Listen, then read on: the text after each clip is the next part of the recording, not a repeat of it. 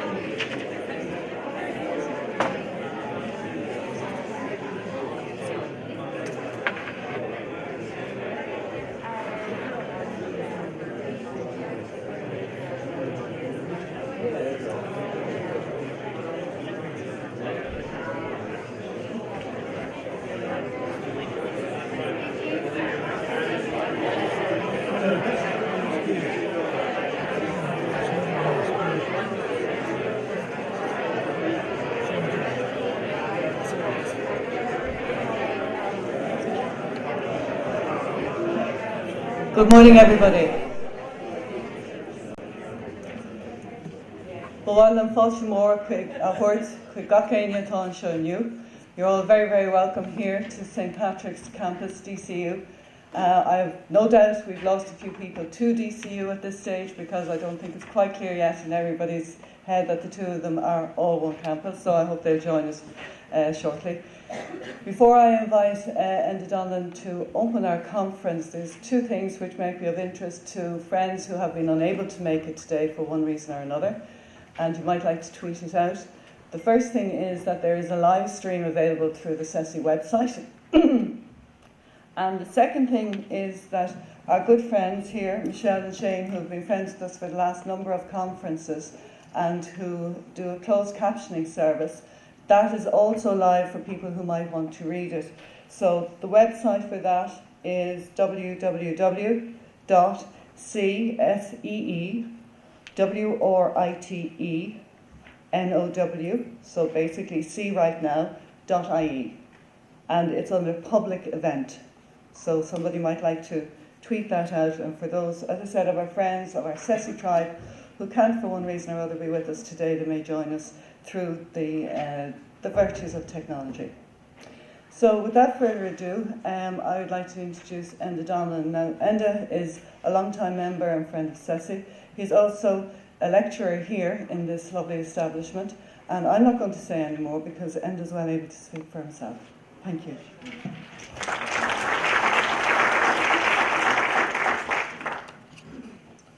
Good morning, everybody. It's very nice to see you here this morning, and on behalf of the staff and students of the DCU Institute of Education, I welcome you to the DCU St. Patrick's Campus for what I believe is the 44th conference of the Computers in Education Society of Ireland. Now, we were talking about this a few minutes ago before we got started, in terms of when the first event, the first CESI conference took place on what was known as the St.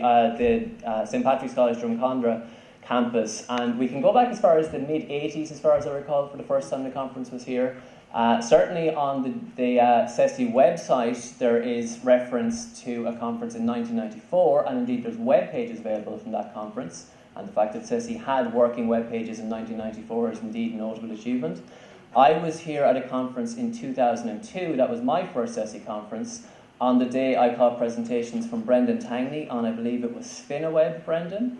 Adrienne, I think, was speaking about the schools integration projects on that particular day. So CESI is no stranger to this particular part of the world, but it is the first time that the CESI conference has been here since the DCU incorporation has taken place. And for those of you who don't know, the DCU incorporation was the process which saw the coming together of St Patrick's College Drumcondra, Mater Dei Institute of Education, the Church of Ireland College of Education, into Dublin City University, with a number of different results, but one of those being the formation of the first Faculty of Education within the Republic of Ireland, the DCU Institute of Education. This represents the formation of the largest grouping and expertise of initial teacher education within the Republic of Ireland, and provision of teacher education across the entire continuum, from early childhood education, primary teacher education, post-primary teacher education, further education and training, continuing professional development, and master's and doctoral level research also. So, Dublin City University has a rich history and culture of innovation and research with regards to education technologies. The establishment of the National Institute for Digital Learning in 2013 marks a clear commitment to the design, implementation and evaluation of online, digital and blended learning. The new DCU Institute of Education brings further expertise to this pursuit, with a long-established research interest and a wealth of experience in digital learning prominent among a number of its staff. By way of example, the launch of the DCU Lego Education Innovation Studio took place only last week on this campus, and is the product of enormous dedication and industry on the part of Professor Deirdre Butler. The studio will act as a dedicated interactive learning hub for DCU student teachers and Irish schools to develop innovative and creative approaches to teaching STEM subjects in the classroom. In addition, a programme of annual events for learners across the education continuum is also in development, beginning with the first Lego League Junior, Leinster and Munster competitions. Now, Deirdre has very kindly agreed this morning to give a tour of the Lego Education Innovation Studio to anyone who would like to see it. That will take place at the 11 o'clock coffee break this morning, so that's from 11 to 11:30. The studio is located in room F125. We will have signs up by the time you get out after the presentations for 11 o'clock to guide you to that room. Obviously, ask the student ambassadors also, and Deirdre herself will be departing at 11 o'clock outside to go if you'd like to go along there. So, no pressure, but if you want to see it, you're very welcome to go and take a look. It's well worth seeing. Okay, in taking a look through the conference programme this morning, a number of different things occurred to me. The first is the cross-sectoral nature of the programme. And as I've already outlined, this is something that's very close to our hearts within the DCU Institute of Education in terms of the different sectors of education represented and how much we can learn from each other in that regard. On a personal level, this is something I believe very strongly about, and I've mentioned on several occasions before. And I think any event that brings together the different sectors from education in a spirit of cooperation and collaboration and learning and sharing is to be commended and is a good event. And in fairness, CESI has always been to the forefront in this regard, and long may that continue. But learning from each other within that continuum does not only mean learning from teachers, it also means learning from our students and learning from our pupils. And that's also something that is evident in this morning's programme. I noticed during the week, during the building hype and continuity of the hashtag, that Maggie have been working hard all week on a digital presentation which is going to be shared with us this morning. I noticed also that the youth media team are going to be here with us today wearing their now familiar red t-shirts. If you see them and they ask you for an interview or a comment, please do oblige. And they're also facilitating a workshop this morning in terms of how the youth media team works and how they actually go about doing the processes they are, if you'd like to attend that as well. There's been a number of significant developments in the education technology space since the last CESI conference. And I'm not going to go into most of those because I could literally be here for the day if I do that. But I thought on a more nostalgic note, it might be nice to note one particular one. And in June or July of last year, the world of education technology and education in general lost a true visionary with the passing of Seymour Papert. Now, Seymour Papert's work, for those of you who know, is massively influential, and really, it's hard to overstate just how much Papert's work has influenced how much we do in the world of education and the world of education technology. Among a long career, many contributions are his work on constructionism and, of course, the Logo programming language, which will be known to many of you, and it's where I started with computer programming, indeed. That and an Atari 2600. Not quite the same thing. Papert's work was visionary for its time and remains enormously influential today, and indeed is very evident in the programme you have in front of you for today. For a conference programme with the theme of making connections, it is notable just how many of the presentations and workshops on offer today have a strong connection with the work of Seymour Papert. So all that remains for me to do is to renew my welcome to you here this morning, to wish you a productive and enjoyable day of learning and sharing, and in returning to the conference theme of making connections, re-establishing some old ones, I'm sure, but hopefully, I'd really like to think, making some new ones as well. Have a great day, and we'll see you around during the day. Thank you.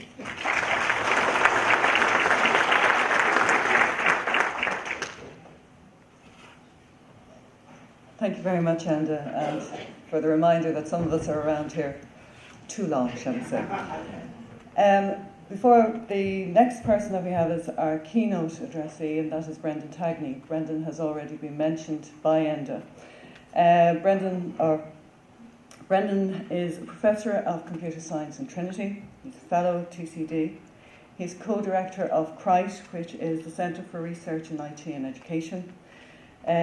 He is sorry, I need the glasses. Apologies for that. He's running the Masters in Technology and Learning, and he's currently highly involved and founder of Bridge 21. They're the things you can read about Brendan that are in his bio that will be accompanies the programme.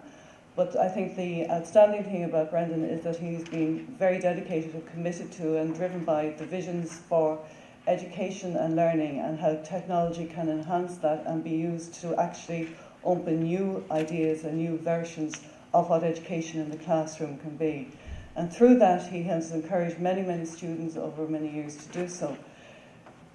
We invited Brendan here today and his Bridge 21 team because it is an initiative which some people are familiar with, but as I speak to people in other contexts, I find that they actually are not too sure how the whole thing works. During the day, you'll be able to find that out in the various workshops that are presented. But at this point in time, I would like to give the floor to Brendan. Thank you.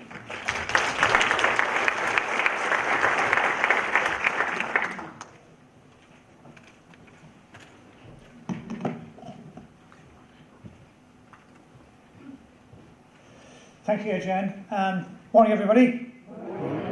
It's good to see some familiar faces here, and some of us do go back a long way. All right. And I'll touch on that.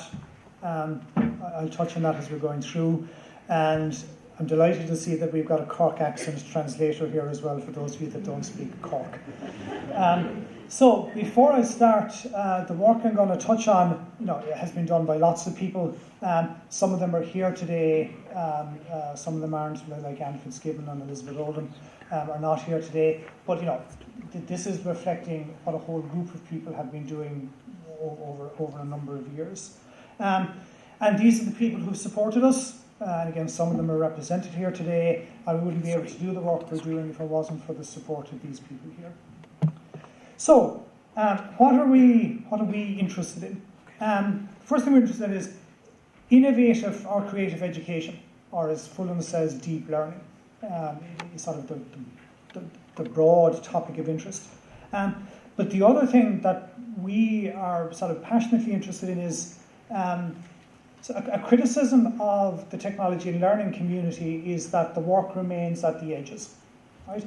That we can all do, or lots of us can do sort of boutique interventions where you can go into a classroom, do something cool, and then you move on and the classroom reverts back to normal.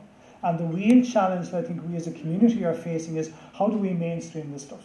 How do we take all this practice which we've developed over years, and how do we put it into the mainstream? So that's the bit that I'm particularly interested in. So as Marx said, the philosophers as interpreted the world, the point where is to change it. So I think we as a community, and all of us here, are in, I think, to varying degrees in the systemic change business. That's what we're interested in. Problem, of course, is that educational change is bloody hard. Right? It's really hard. Right? It's really, really, really hard. And the longer I'm at it, the more I realise how hard it is. So it really requires sort of a coalition of the willing, and it's all hands on deck, and we need to come at it from all sides. So I think everybody has got, we chip away at it. At times it gets frustrating at the lack of progress, but then every now and then you begin to see that actually things are changing. And I think we're at a good point at the moment. I think there would be there's a case for renewed optimism for where we are now. So this is the model that I like to use when I'm talking about technology adoption, and you can take it either as the journey that a teacher goes through, or it's an approach to a framework for how we might model change. So in the SAMR model, you start at the bottom, where you use technology for substitution or augmentation. This laptop projector I'm using here this morning, this is still a traditional setting. I'm just using the technology to sort of augment it a little bit. But the really interesting stuff happens when you move up here to modification and redefinition. When you begin to redesign the learning experience to make greater use of technology. And ultimately, when you move into a space where you create learning experiences that you couldn't have created without the technology. Right? So, Pappard's work would be at the forefront of this, the stuff that Deirdre is doing with the Lego and stuff. These are all learning experiences that you just couldn't do in a traditional way. So I'm particularly interested in those. So this is where I think we need to be at. The problem, and sort of the core argument that's behind Bridge 21, is that learning activities at the SAMR redefinition layer do not sit well within the conventional school system, featuring didactic methods of teaching and learning, a Victorian-style classroom, and short single subject class periods. Instead, they're more in keeping with the widely discussed 21st century approach to learning. So I think that's sort of a fundamental tenet of where we're coming from. That if you try to shoehorn technology into, and particularly focusing on secondary school systems, if you try to shoehorn technology into your regular 40-minute class period, you're only going to get so far. Right? And we really need to look at changing the overall pedagogical model. Thankfully, anyway, so in light of the community and the remarks that Ender made at the start, I thought it was interesting just to reflect on the changing Irish educational landscape. Right? So many of us, right, would be able to remember back to IT 2000, right? And the journey from there to where we are at the moment with the digital strategy is, I think, an interesting one that I think is worth reflecting on. Mindset that underpinned IT 2000, right? Up to where we are at the moment, where certainly pedagogy and a constructivist, constructionist approach to pedagogy is center stage into what we're trying to do. So if you look at the reforms and the initiatives that are going on in secondary school systems at the moment, you got the digital strategy, you got the junior cycle reform, and you got the development of key skills. Right? And I think, or the argument that I'm making, is that to deliver on those objectives, you really need to be up here at the transformation layer in the type of use you make of technology and the type of teaching and learning that we're doing in the classroom in general. I think that's where we need to be. And if you go into the digital strategy, it uses the UNESCO framework, and it talks about, knowledge creation, which sort of maps onto the top layer of the SAMR model. So I see the whole thing, coming together fortuitously. Right? You know, I was talking to Tom Kendall here at the start, who was one of the old timers from back in the day. He asked me, like, you know, I said I was optimistic, and he said, how many times have you been optimistic over the past 15, 16 years? So I'm not sure. There's certainly been times that I haven't been optimistic, right? But I think now is a time that we can be reasonably confident that we're doing the sort of right things. Okay, so that's by way of sort of background and context to the educational setting. So what then is this Bridge 21 thing? Now, some of you will be familiar with this, and more of you hopefully might be introducing it to you for the first time. So Bridge 21 is actually three different things. Right? The first thing is that it's a pedagogical model. Right? It's a particular approach to 21st century teaching and learning. Right?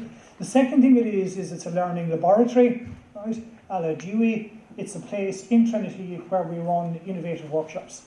I'll show you some of that in a second. And the third thing is it's a systemic change action research project. Right? So what we're trying to do is we're trying to facilitate and help that overall change agenda. Right? So it's those three things. So I'll start with the pedagogical model side of it. So here is the swirly diagram that we use to talk about the various aspects of it. So a lot of these things are familiar, right? You know, project-based technology mediated, team learning, role of the teacher, and emphasis on reflection. So a lot of these things which are familiar, right, they're not rocket science in any sense, but we think we've put them together in an interesting way.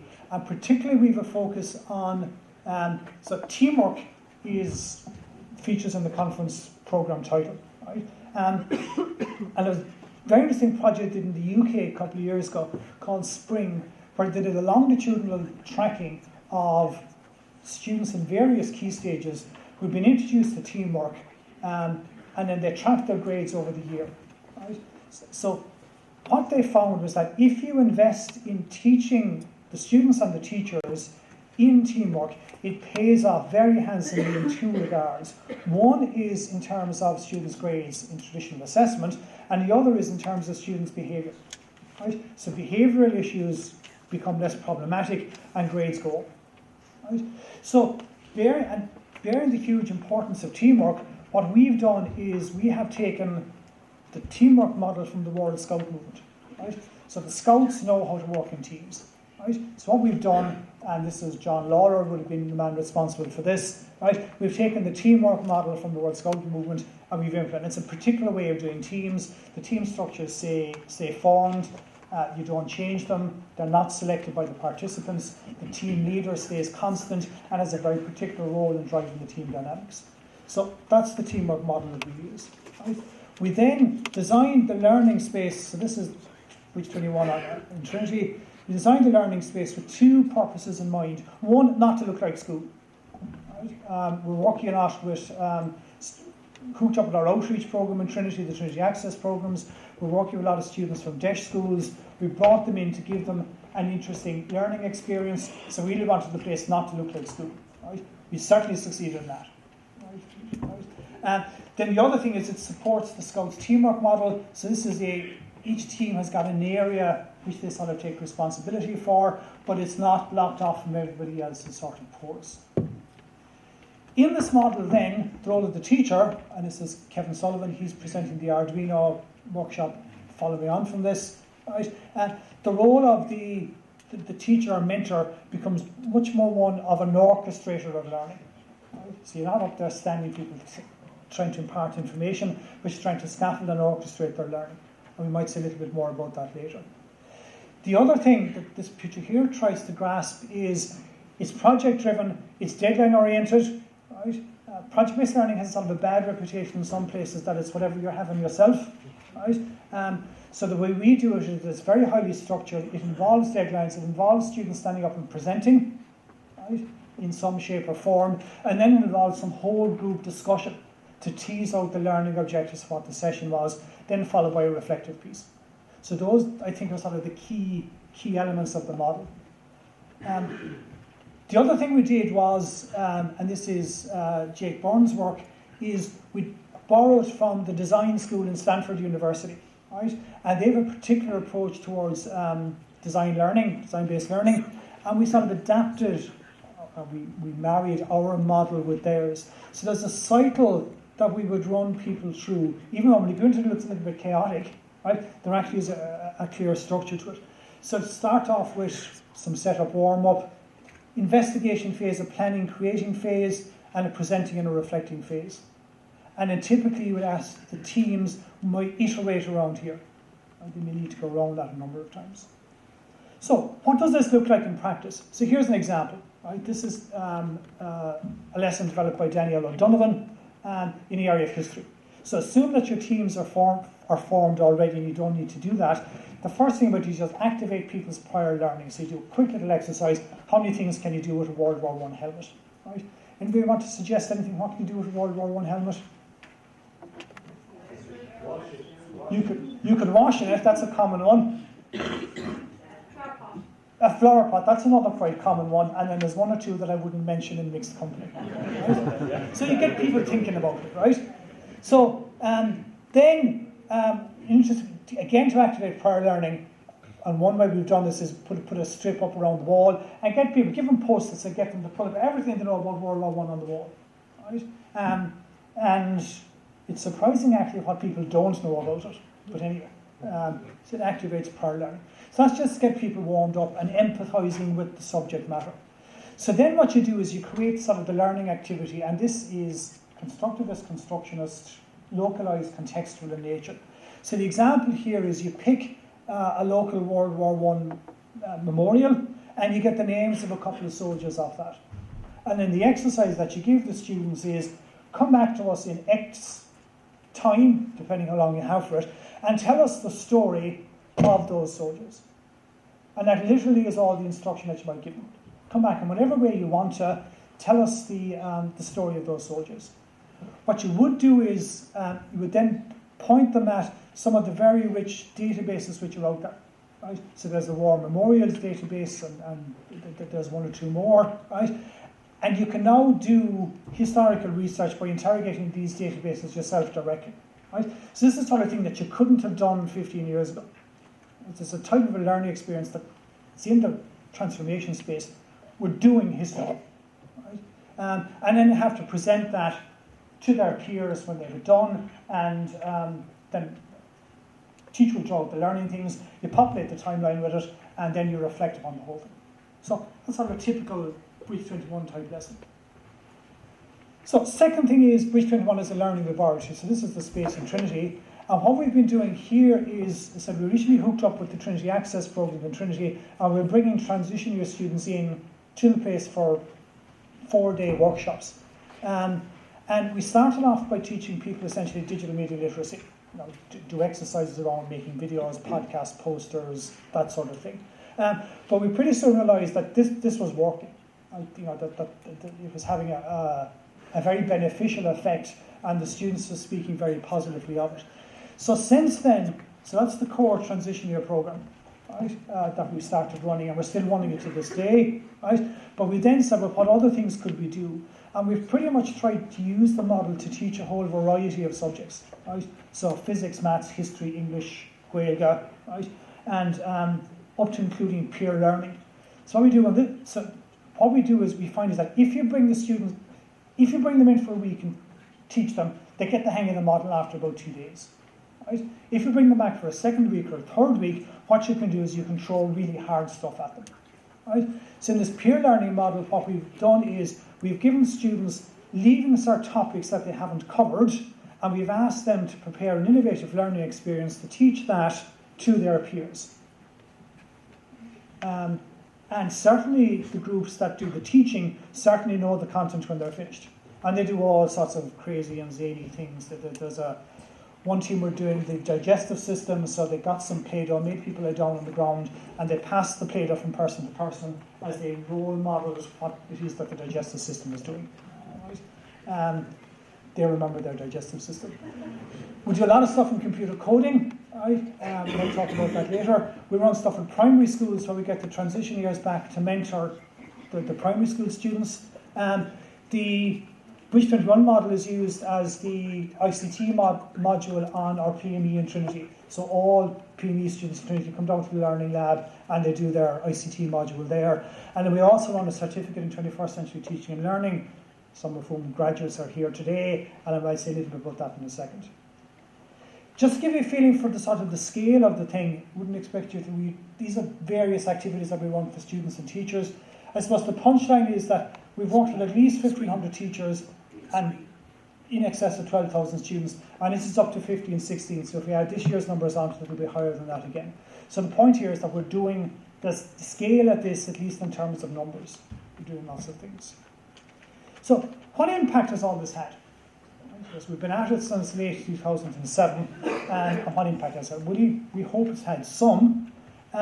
We've published a reasonable amount on it, and if you want to follow up on any of this, you can email me, or there's links to the papers from the website. So we've published on the model, we've published on approaches to computer programming, we've published a bit on teacher CPD, and then we've published a bit about the use of the model in schools. So there's a bit of research evidence there that there's at least some things going on. So the themes emerging from the research are that students develop a personal responsibility for learning.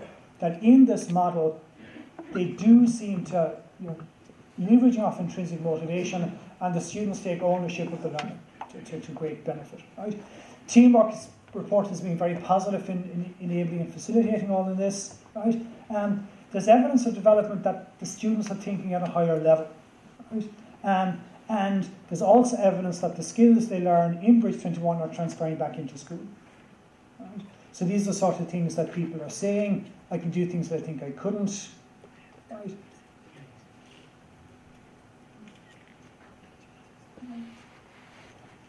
So lots of data like this coming through. Other thing that we're doing, because we've data, when we started off in 2007 and 2008, we were operational and we just let's get the thing up and running. But after it settled down a bit, we started collecting data and we're getting much more systematic about how we do it.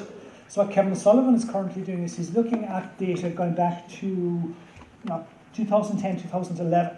Right? And we're now able to follow up on that cohort of students and see what's happening. So we've got immediate reactions at the end of the workshop or 3 months later, and now we're able to go back and we started to methodically mine that data going back 5 or 6 years. And that's producing some very interesting findings. So one is that there's definitely a bump in students' key skills. Right? That's immediately after the workshop and also 3 months and 1 year afterwards. We have data that shows that bump in their generic skills is there. Interesting thing, and we're just beginning to unpack this at the moment, right, is some of those students are now in third level. And the things that they're saying are that what they found was that they were better prepared for third level because of their experience of Bridge 21. So you get these shy teenagers in from different schools, and you mix them all in together for a week, and a fair few relationships have started in Bridge 21. I think it's still at the relationship level, right? But they then report that when they go on to third level, they're meeting people, speaking up in class, leading groups, and learning with technology are all skills that they found that they were better prepared by the time they got to third level. So, third piece then is the systemic change argument. So, and for this, we've hooked up with the Trinity Access Programme again. We've got a project called TA21 that I'm not going to talk about this morning in the interest of time, but it's a very close partnership with the Trinity Access Programme, and we're doing a number of things there from access side and from technology and learning side. Right? And I suppose the argument that I make is, I've had lots of conversations with people over the years about, technology change, etc. And, because from a computing background, we have lots of conversations with the technology companies about how do we get coding and computing more stuff into schools. And I suppose the argument to make is that if we start with a framework of we're doing 21st century learning, if that's the platform we're starting from, then it's much easier to integrate technology into the classroom, and then in that context it's much easier to do computer science and STEM, right? If that's the platform that you build on. And if you've got a platform that looks like this, then we believe, and this is the Trinity Access Programme, we believe that that's a very good framework for addressing the educational disadvantage piece, and we also believe it's a good framework for addressing the gender piece. And one of the programs that we run is a girls' coding project, where we're teaching coding in girls-only secondary schools, because we have girls-only secondary schools, and girls in general don't do computing for some strange reason. Right? So we're operating here at a number of different levels. Right? So we work with students, which is the easy part. We have a number of offerings with teachers. Right? We then work with schools directly to help them in the change management process, and then we try and operate at the system level to inform policy and to publish research, right? But at a national and a European level. Right? And then I said those are sort of the headline numbers up to last year. Right? So the teacher CPD piece is actually the key driver in the whole change process. Right? As most of you will all know, and you're the vanguard, you're the early adopters, and I think we're probably beyond the early adopters in this community, given the number of people in the room. So what we find is that the role of the teacher changes quite significantly when you move to a model like this. Right? And the sort of things that teachers say are, the kids taught me a lot. I would have been a chalk and talk, and now sometimes I say nothing in class. Right? And that's really interesting that you're requiring, it's all front-loaded, you do the preparatory work beforehand, right? And then sometimes the teacher has to say, I'm going to do nothing, I'm going to let the team fail. I'm going to let them get it wrong. Right? Not catastrophic wrong, but you've got to sit back and not tell them, let them work it out themselves, and then intervene as appropriate, right? As the team or different teams need. So the way we've tried to capture this is in this graph here, that if you move from a teacher-directed to a teacher-orchestrated learning model, you go from a dependent learner to a self-directed learner, right?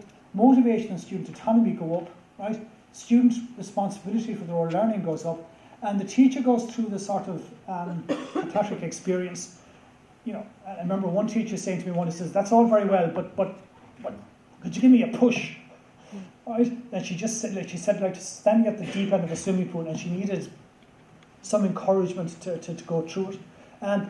So analogy we use that it's a bit like if you're a golfer or a tennis player, it's a bit like changing your grip or changing your swing, and it's going to feel uncomfortable and might actually get a little bit worse before it starts getting better. But if you persevere with it and adopt it, out you come the other side into a place that we think is a much more positive space for everyone. So the approach we have to CPD is we follow sort of an immersive model. You can't PowerPoint Bridge 21. Right? So what we always say to people is, you got to come in, you got to look at it, and ultimately you got to do it. Right? So what we would do in the teacher CPD cycle, whether it's in the course or whether we're working with schools, is you need to have some sort of immersive experience where the teacher experiences the model as an authentic learner. Right? And then we go into a sort of a modified version of the Japanese lesson study cycle, if you're familiar with that. Right? Sort of a COG type reflective cycle, where ideally you get teachers co-planning learning activities together. Right? Because you can't be expecting the pupils to work in teams if the teachers don't do it. Right? So you co-plan and ideally deliver, or at least observe the delivery of lessons together, put it into action, and then come back, evaluate it and refine it, and then go into a cycle like that. And we would offer workshops with schools with the initial one, or to go in and help them as they go through the cycles. So we tried lots of things with schools and teachers over the years. We then, through this TA21 project, we are offering this postgraduate certificate in 21st century teaching and learning. And that's proved actually to be the biggest driver of change that we've managed to do. Right? So it's a level 9 certificate, run jointly. We run some of the sessions in Google, which is very interesting from a psychological point of view, to be able to take teachers into the archetypical 21st century workplace and see what that's like. Right? So, we have some teachers here who've had the opportunity to present on the fancy stage in Google. Right? And I think it's a great empowerment to be able to show people that I think it's not just a handy location. I think there's a subtle psychological thing going on there. Right? So these are the sort of things that we cover on the course, and in the introduction to the model, a bunch of stuff around coding, right? And then some stuff around STEM education, computational thinking and stuff, right? So what impact has all this had, or is it having? So we're very fortunate in the TA21 project that we initially started off with a cohort of 11 schools dotted around the country. And we started off with our second year students. And what we have is we've got data from the students and the teachers over the 3 years of the program. Right? So we're currently in 16, 17, right? So we're now able to go back and see what effect has this engagement of Breach 21 and other things in the project, what effect has that on them? And we're pretty confident that we're going to be able to secure funding to continue this for another 3 or 4 years. So be actually able to follow that cohort, the second years, right through to see what happens to them post-Eagles or post-secondary school. And we'll also be able to look to see what's happened to the students that came after them. So this is very, very exciting to be able to have such a large data set as that. Yeah, it's 11,000 students. So just some highlights from that data, right? We've got a control group thing going on here, so we've got control group students and teachers from other schools not involved in the projects. And we're showing a bump on each of these things here, right? Statistically significant bump in, under each of these areas. And there's a whole bunch more data behind it. Just to give you a feel that we have, not just we think it's good, we have some data which seems to suggest that it's actually having an impact. Right. So, if you look at the slide I had earlier on the current reform process for all these things that are going on, our suggestion is that Breach 21 has a contribution to make here. We're not claiming a monopoly on knowledge, but we're claiming that it's got a contribution to make to speak to the digital strategy, to speak to the junior cycle reform and key skills, and to speak to the framework.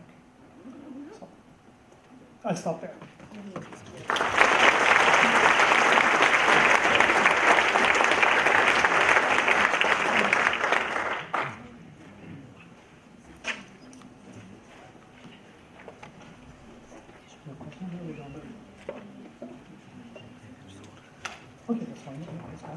Brendan was just asking me about the questions, but we're on a very tight time schedule. However, Brendan will be around for the day, and there are quite a number of Bridge 21 people around. I think you made a few points which I personally find very encouraging, to say the least. That change in education is difficult. But I think what Bridge 21, what many people here exemplify, is that when the going gets tough, well, the tough bloody well get going. And despite what is happening at a bureaucratic level within education at any given time, that innovation is happening on the ground. The second point, though, I think, and it's a really pertinent one, is the one about scale and system-wide change. Because if you're here today, then you have done innovative stuff in your classroom or are certainly thinking about it. But there is a larger population who are perhaps unaware of what it might be. And it is wonderful, I think, that Bridge 21 has the advantage of the longitudinal aspect. It has that research element that is so important when you come to the department and various authorities to say, well, look, this is evidence-based. I myself have gone through the Bridge 21 experience in the classroom. I wish I was a lot younger now, and that was the only modus operandi I had for learning, because it suited my learning style very much.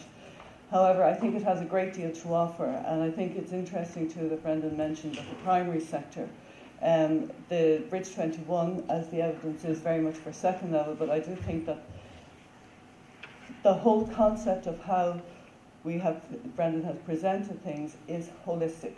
It's from that start to the finish, the interesting link into third level, the difference it made to students just in the way they coped with the difference in third level too. So at this point in time, Brendan, thank you so much for the insightful presentation, for all the work that you have done and your team, the many names that you had up at the beginning, because there's no doubt about it, it only works if we all work together. Thank you so much.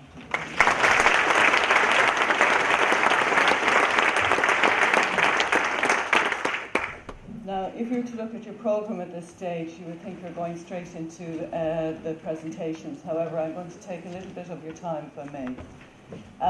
When I stood here last year, I had the sad duty, really, of referring to a tremendous colleague, Bianca Ní Ghrógáin, who had passed very suddenly on us, but who is a shining light, and her work continues to be a shining light to everybody who's engaged in innovation in the classroom at whatever level, and breaking those boundaries, putting those walls down. The Irish Research Council said that they would sponsor an award called the Bianca Ní Ghrógáin Memorial Award, And CESI's role was in the assessment of the various projects that were invited to that award. Now, I'm going to invite Miriam Judge to come here today. Miriam worked very closely with Bianca and has indeed worked very closely with the Irish Research Council, and I'll ask her to take over from here.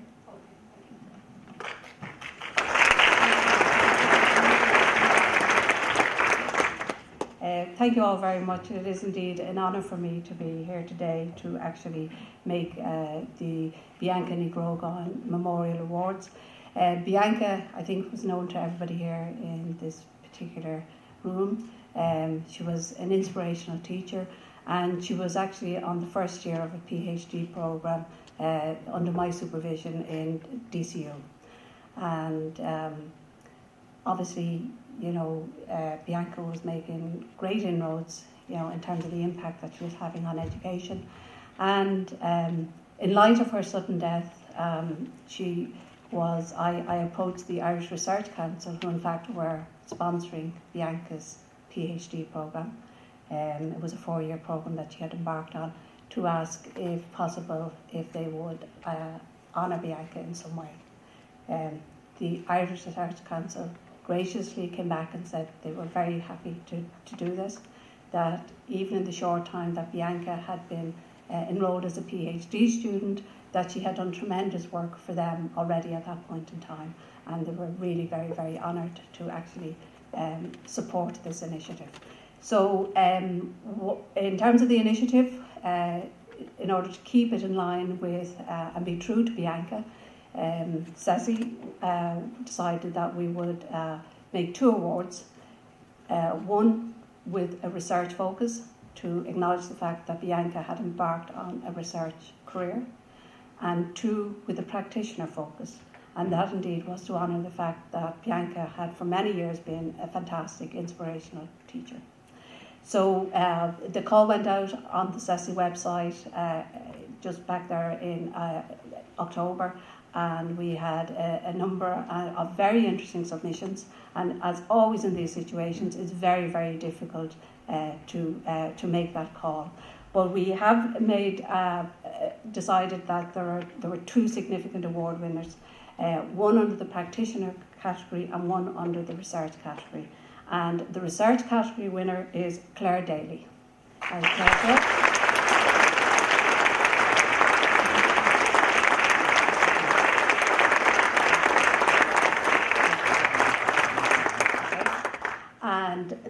And the practitioner winner is Mark Baldwin.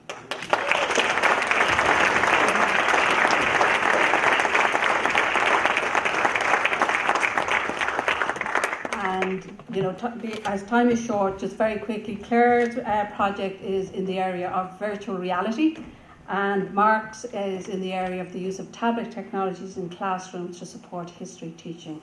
And at this point in time, I would be honoured to ask Bianca's parents, Pauline and Jerry, who are here with us today, to come up to present the award to the Bianca Ní Ghrógáin Award recipients.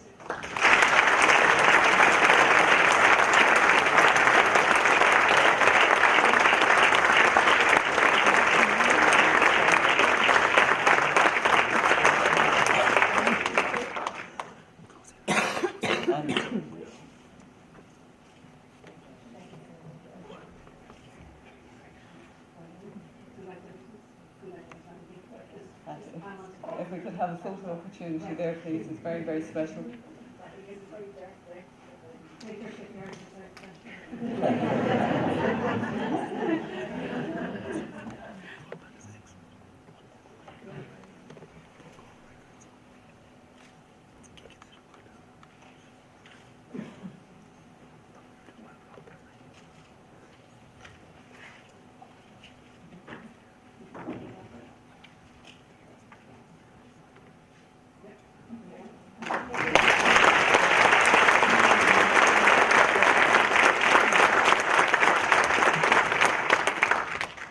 Now, without further ado, I've 1 or 2 housekeeping duties to do before we start, and that you can go to your various presentations.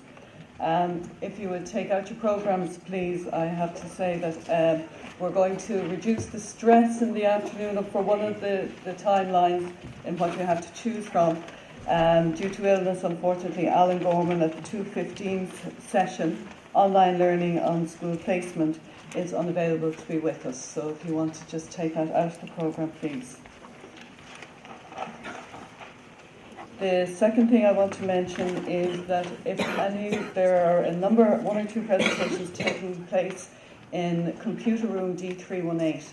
Now D318 is a little bit of a walk. There will be signs. We do have student ambassadors to direct you, but just if you're going for it, just be aware that it's going to take you a few minutes to get there. Everything else is very local. Tea and coffee was laid on this morning, as you saw outside, but there is also, along with the vendors in E224, what we did was we split the coffee into two spaces so that people would get it quickly, number one, and have room to move around and sit down. So don't forget, E224 has another coffee station and tea and biscuits and everything else that might help you to get in there. I think that is it. Enjoy. You have your few minutes to get to wherever you want to be. Most of us is in this area, in these spaces. So enjoy the day, and thank you very much to everybody.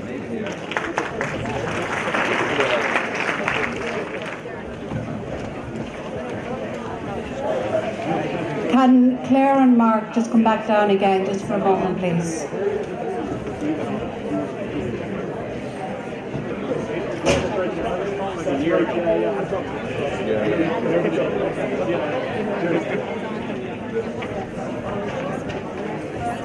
Yeah, they're a bit taller in the back. Yeah, that's great. I must be reasonable. That's why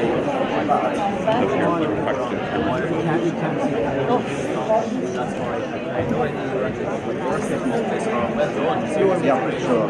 Yeah, well, he had a long one this week. But he was talking about 15 years. Yeah, we're flying and you're wrapped up around here. Yeah. And just have someone standing there for that one part. Super, it looks great, guys.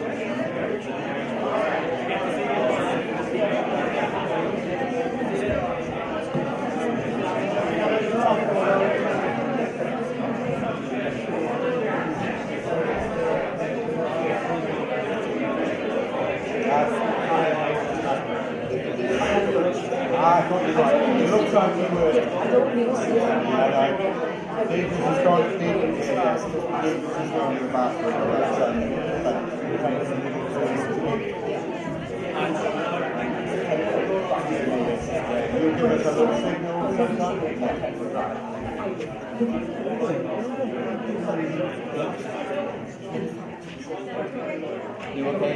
Yeah.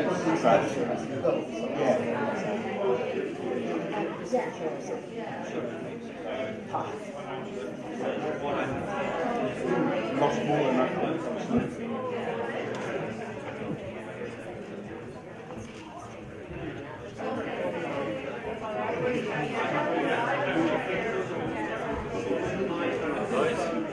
Wouldn't have a bit of tape I could borrow, just a bit of masking tape, because... Oh, you do? Oh, man. Perfect. I normally have a roll in the bag, but for some reason it's not there. Yeah, it's just the projector cables are across, and I just can see somebody chipping on it, so I'll bring that up now. Thanks very much.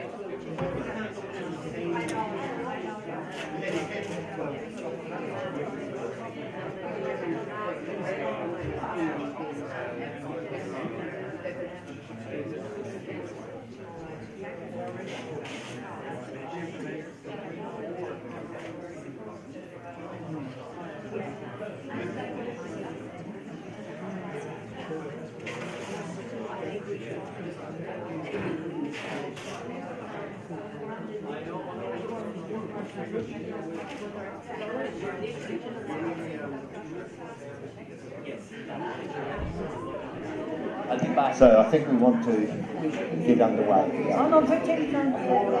Yeah. Just take the photograph.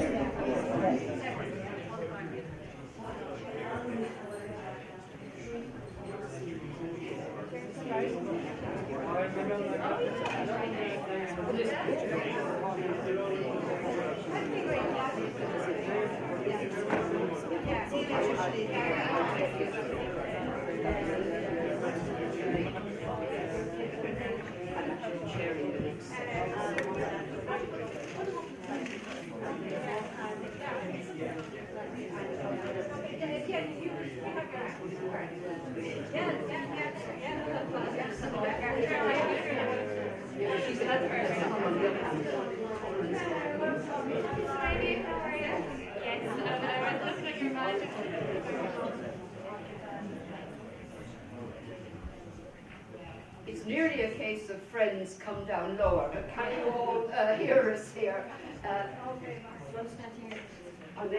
My voice usually carries, I'm a teacher.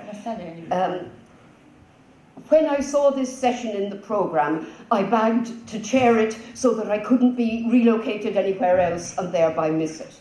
We just know that having Deirdre and Mark here, we're going to get a really exciting session. I love the way they described it as a fishbowl session in their blurb.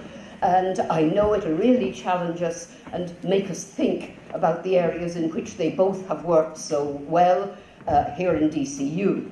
I won't waste more of the time as we got off to a slightly late start, except I must announce one room change.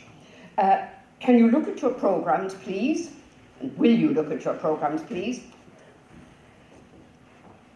At 10:30, in the fourth column from the left, as I look at this, it says, project using e-portfolios to foster transversal skills. That is swapped with the session at 12 o'clock, Os Gaeilge.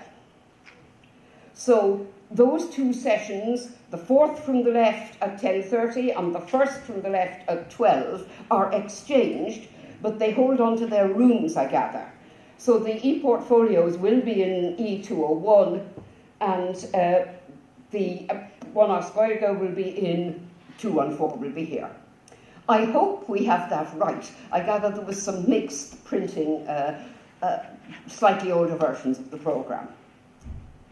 Thank you very much for that, and I now do the real business by throwing the ball to Deirdre and Mark to run the session. Thanks a million, Elizabeth. I'm Deirdre Butler, and I'm based here on the St. Patrick's campus in DCU, and my role here is digital learning. Good morning, everyone. My name's Mark Brown, and I think this is my fourth CESI conference from memory. We'll just see if we can get the slides to change. As some of you, I hope, know, I've been here at DCU for just over 3 years, coming from New Zealand in the role of Director of the National Institute for Digital Learning. And as I said, my role here is at the what we call the primary, post-primary area. So I'm focused on the schools here, very much on teacher professional development and pre-service. And then my focus tends to be more on higher education, but Deirdre and I work very closely because teacher education, of course, straddles both higher education and the schooling sectors. What we've done with the metaphor of a fishbowl is we really want to put a spotlight on the two themes really of the conference. One, learning transformations, but also connections. So I'll hand over to Deirdre. And what we're trying to do is I'm trying to ask the question, and I want people to try and sort of interrogate it and sort of come with us and say, like, are we making the right connections? And are we making the right connections in order to forge and explore, and this is really important, new transformative frontiers? That's the crunch. Are we making the connections to actually forge and explore new transformative frontiers? And particularly, are digital literacies enough? Is it enough to have digital literacies? When we look at it, what dispositions are required for an uncertain future? You know, we're talking about different layers of different things. Is it enough to be digital literate? Do we have to actually think and get under the surface and say, what else do we need to do? Do we actually need to become digitally fluent? What is it we need to do to be prepared to meet and solve the problems of the future? So the context for this presentation really came about in a conversation we had in relation to this initiative in April, the All Aboard Week. I don't know, have many of you heard about this initiative? There's a stand, I believe, in the conference. Hosted or facilitated by the National Forum for the Enhancement of Higher Education, Teaching and Learning in Higher Education, so that needs to be kind of acknowledged. The All Aboard initiative is a framework for thinking about digital learning, literacies, and so forth. A number of higher ed institutions are involved. You may be from one of those institutions. DCU, for various reasons, chose not to participate, but what triggered really this conversation between ourselves that we needed to talk. And the reason we needed to talk is we really felt that we have to really start taking a deeper look at digital skills, digital literacies, digital competencies. What do we mean by them? We're surrounded by a plethora of language. We all use them very sort of loosely, but do we really understand what we mean when we're actually engaged with this? And just in terms of the literature, I mean, it is literally laden with terms. For example, yeah, I think this would be one of the seminal books if you're interested in the field of digital literacy. You can access it online. 2008, in fact, the term digital literacy was only first introduced in 1997. It was interesting to see the slide earlier, you were using the term computer literacy. These terms have a way of morphing and not always necessarily carrying the meaning with them. So the quote on the slide here illustrates there are just lots of different interpretations of what we mean by digital literacy. And in fact, the All Aboard project, which is again a higher ed focused project, in its first phase where it did a synthesis of the literature, it identified, I think, over 100 of these models and frameworks that purport to support digital literacy or capability or whatever language is used, because there are different terms. It emphasises again the point that there is no single kind of framework that's generally agreed. Having said that, I think it's worth us just spending the next few minutes giving you some insight into some frameworks, some of the better well-known ones. And the fact that there are so many frameworks is indicative of the fact that we're trying to understand the landscape. Okay, we're trying to actually come up with language to try and say, well, how do we describe what's going on? This is probably one that most of you here will know. We used to know it as PCK, those of us who are long enough around before technology really hit the scene, okay? So we're looking at sort of pedagogical content knowledge. from Schulman.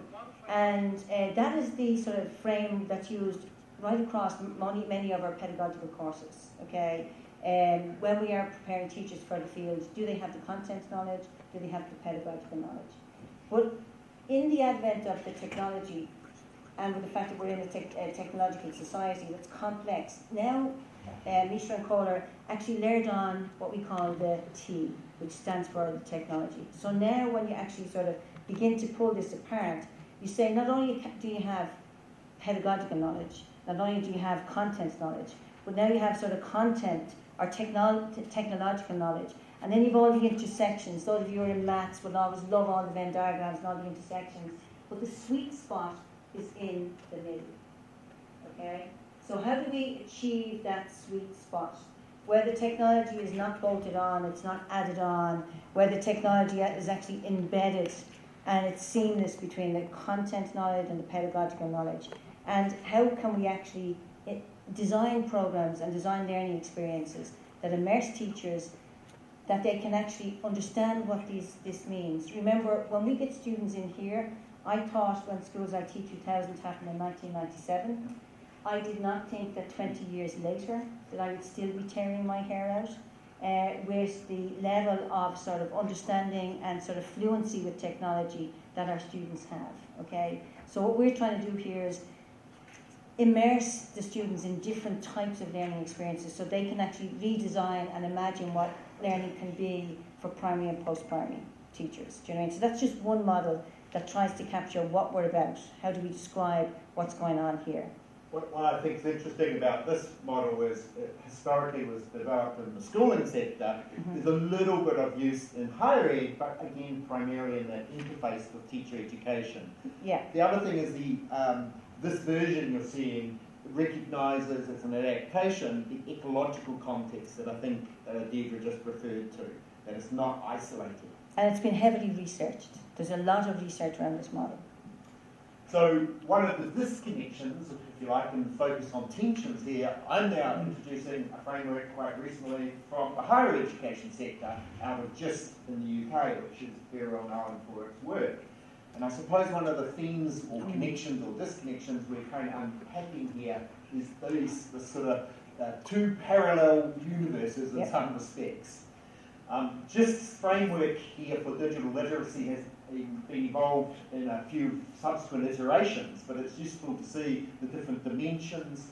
One thing that's relatively contemporary, and that this is only a few years old, is to focus on well-being, on the need to look at social responsibility.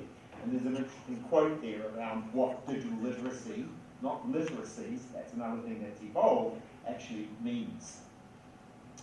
Again, in the higher education sector, Doug Belshaw is well known for his 8 elements of digital literacies. Except Doug would probably cringe with me putting it on a slide like this, because what he points out, do note the C's, and I'll come back to probably the critical and civic one if we get time, but Doug points out that everything in relation to literacy is contextual. And so he doesn't like putting something into a framework or a diagram that it doesn't capture really the depth, what's often in academic literature talked about as the social practice of literacies. And then in the European context, both in higher ed and the schooling sector, we've got the European Commission working on a number of things. There's a DigiContext framework, there's a capability framework. Some of these are layered in the discourse of economics, which is infused within the thinking around why we should be bringing digital technologies into our education system. Many of you are probably very familiar with this, particularly those in the schooling sector, because this is the UNESCO framework, and it underpins a lot of the work that's happened in the digital strategy for schools. And what's interesting is the fact that you have the sort of schooling sector and the higher ed sector. And perhaps the schooling sector has sort of a little bit of a steel on the march in the fact that they've tried to tackle these things for a long time. Many of us are growing old and grey, you know, as we sort of progress through the decades of trying to sort of understand what's going on here. The reason I particularly like this framework is the fact that it captures the theoretical underpinnings, the philosophy, and doesn't look at sort of skills per se, but actually looks at the ecosystem. It actually takes the entire system, the context, and actually looks at it's a matrix that actually looks at all the elements within the system, and it doesn't just focus on the technology, this technocentric piece of it. It actually looks at policy, curriculum and assessment, the pedagogy, the actual technology itself. It looks at the organisation and administration, and looks at teacher professional learning. So it takes all the complex elements. And the consultative paper we wrote in 2013 actually presented this framework as a way of asking questions that needed to be answered and examined about all the different areas in the system, okay? And then taking this system, you could actually look at it and actually you begin to describe where possibly the system is, where you are as an individual, where your school could be. So the first one, if you look at it, here you look at tech literacy.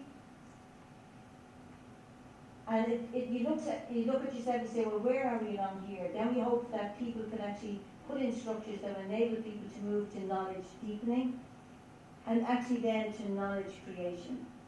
So it's a way of sort of seeing the world and how, so it's not sort of totally based in sort of the pure economics, but actually in looking at the potential of a society.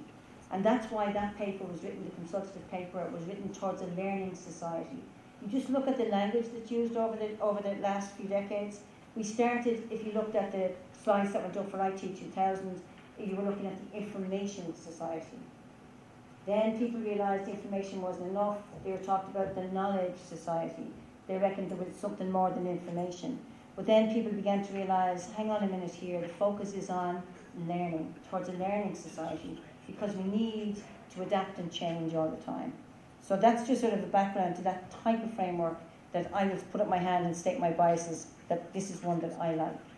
So I think it's fair to say this is one of the most mature and rich frameworks, most well developed, and I'd probably add also when referring to the learning society, that tension that exists between the knowledge economy and the learning society, again that new technology is being promoted for other ends. And in some respects, I think one of the takeaway messages is there are all these frameworks and not all the frameworks are equal. They all offer something in many respects, and I'm just going to take a couple of minutes to give you a model to perhaps plot them in the way they make connections in different ways. So let me just populate these quadrants I'm going to put here. Let's just, for the sake of it, have at one end we've got frameworks that embed the technologies in rich ways, authentic ways, as distinct from bolting them on to an existing curriculum. That's the y-axis. Let's now put, for the want of something to start with, ones that are validated, that have been well-researched first frameworks, and there are a number of them that are untested. They're just concepts, they're just ideas, they haven't really been validated, so I've got unvalidated.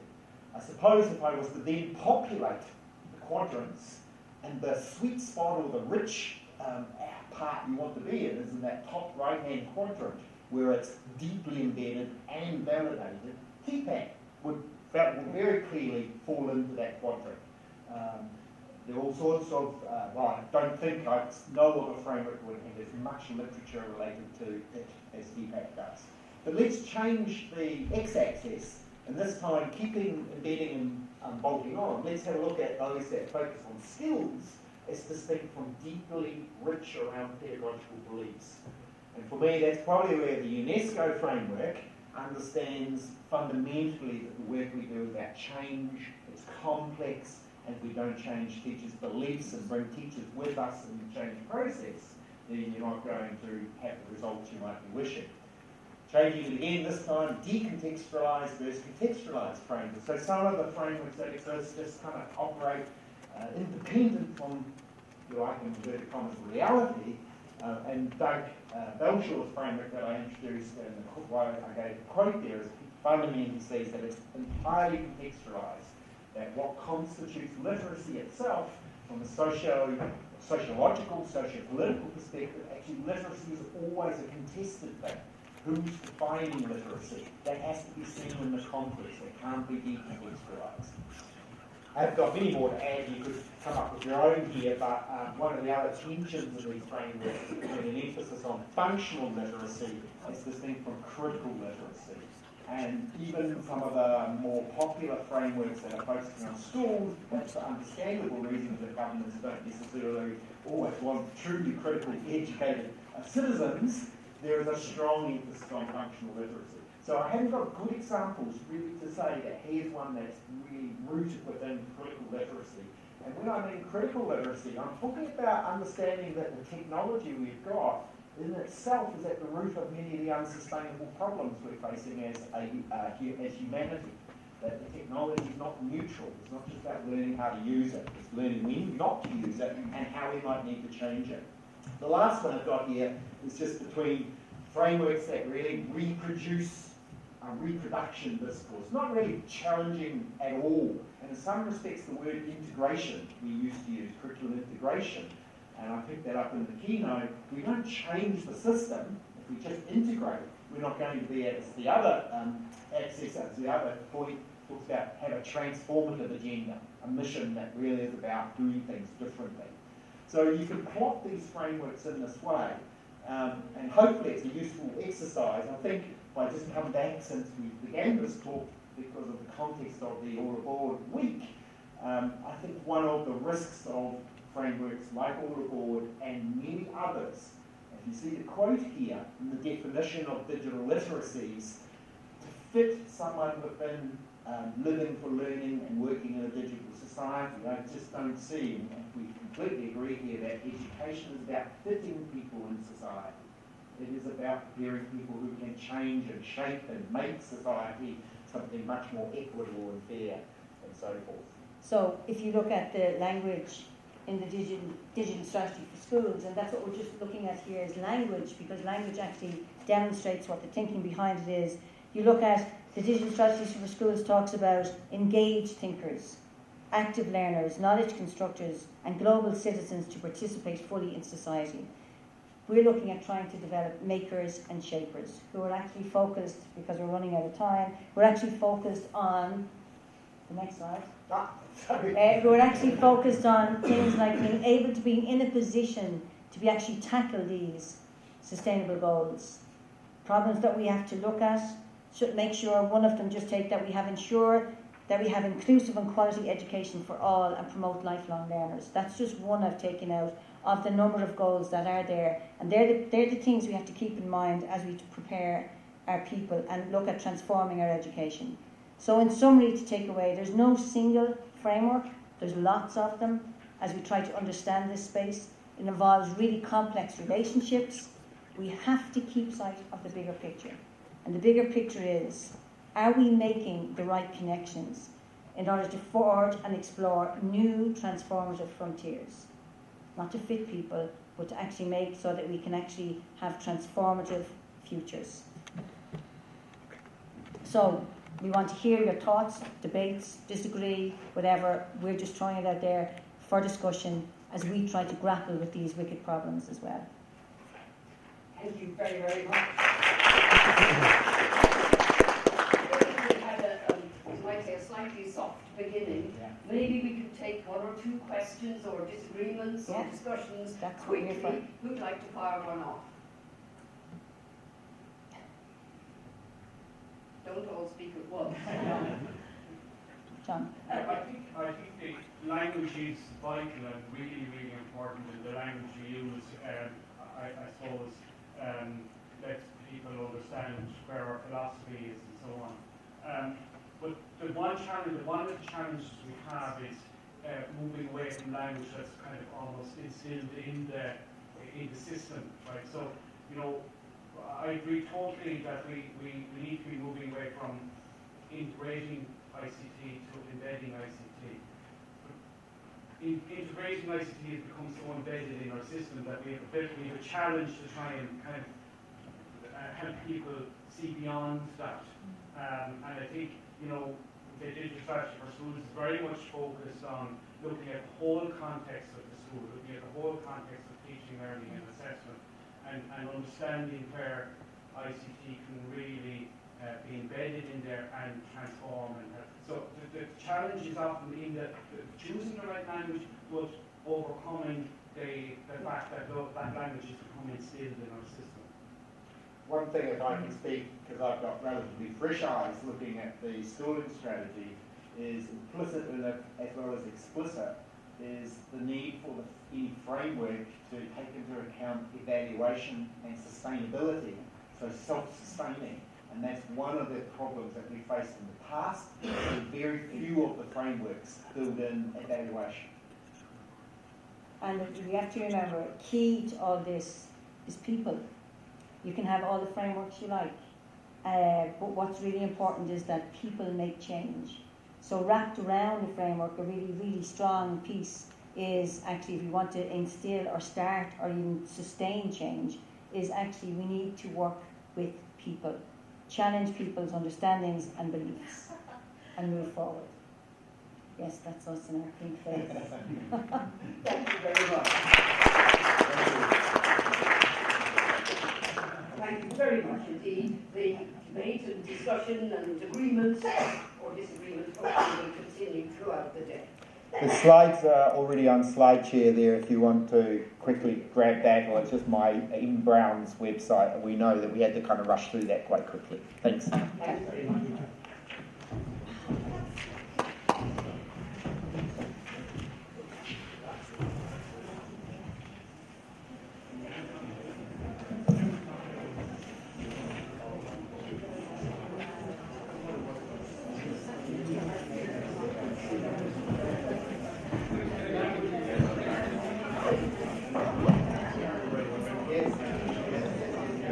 Well, By the way, we hope that room change was correct. Just look out for any further redirections as you come to go to sessions there. Sorry, yes, I was in the chair for the last one. We got a question about recheck. That's no problem. No problem.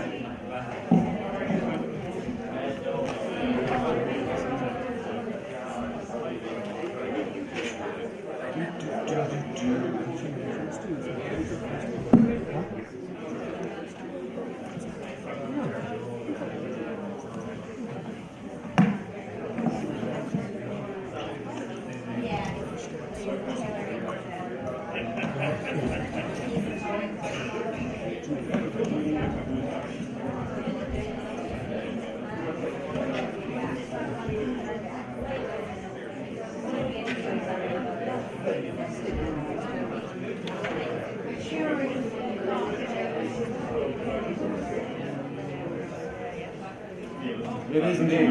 Richard, how are you getting on? Actually, Eileen Freeman, I was co-chairing this training this year, so if you don't mind. No problem. I'm She got passed.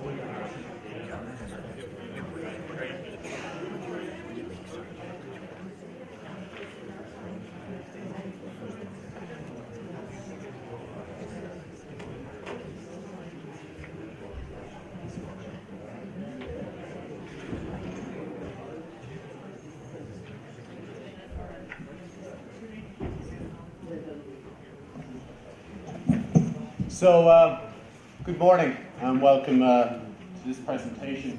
My first thing is make apologies for Anna. A flood on the train in Kerry got in the way this morning. In her despair, we've rejigged the presentation somewhat. I'm still presenting part of her slides, so I'll speak to the slides for that. She did say if you want to get her on the phone, give her a ring. We talked about Skyping, just felt that maybe with the 20-25 minutes that might be just overreaching slightly. As much as you said, well, you're at the CESI conference, surely they could Skype and surely you could do it live. But we felt maybe not. So not only am I presenting today, thank you for the LERO, for the consortium researchers who worked on this report of vision of computer science in upper second level education internationally, which was a research consortium of LERO members, EPI-STEM, which is the National Centre for STEM in the School of Education in University of Limerick, and the third level computing forum. So on top of that is Anna as well, who's a key member of the team. So without further ado, that is the apologies, and I'm just going to keep it on the timeline. So to give you a background to the study itself, in July there was LERO and the consortium researchers took on the research project, which started in August, to look at 5 jurisdictions covering 14 research questions. So it was a desktop study looking at the official curriculum documents, peer-reviewed research, and whatever medias were available within those jurisdictions. So that was Ontario, New Zealand, Israel, Scotland, and England. The research questions could break into 4 categories: the challenges in the field, the course content and learning outcomes, the nature of the subject itself, and teacher professional development. So at the time, that's how they were parsed. So what I'm going to do is I'm going to spend my parts of the research going through the findings of that, the major findings. The report is available on the NCCA website, so if you want to have a look at that, it's only 140 pages, nicely abridged downwards. And in the second partition, I'm going to go through Anna's slides, and I will speak to those slides, I suppose, as much as anything else. I did see them in Dublin Castle a couple of weeks ago, but at the time I was going through relief of having presented myself, so my recollection isn't so good. So the rationale and motivations. So the first challenge in the field that came from the jurisdictions and the research itself is the requirement to have a very clear rationale and motivation for the introduction of computer science onto our curriculum. That as they went, whether to revision or whether to introduce computer science, it was critically important that all stakeholders had an awareness of what the benefits were. Because it is a challenge, as within introducing any new curriculum, so to be very, very, very clear on what the rationale and motivations were. So the first we looked at was educational. And what came from the literature very much was obviously this term computational thinking. But before that, it was really that computer science is about problem solving. It's about the articulation of problems and stepping through steps in a computational way to lead to a solution. A critical educational skill that was pretty much the focus on. Computer science is the existential STEM subject. It involves science, technology, engineering, and maths.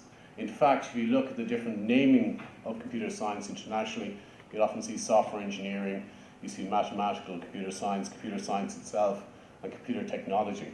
So it encompasses the STEM concept, I suppose, and equally it underlies that. A lot of the breakthroughs within the STEM subjects themselves are coming from the use of computational power and computational thinking. The social and cultural were very much to the fore. The importance of having people not just using technology, but actually being creators with technology. The importance of that very much that society and the younger generation seem to be using it more so than creating with it, and the importance of highlighting the innovation and creativity that can be used with technology and computer science.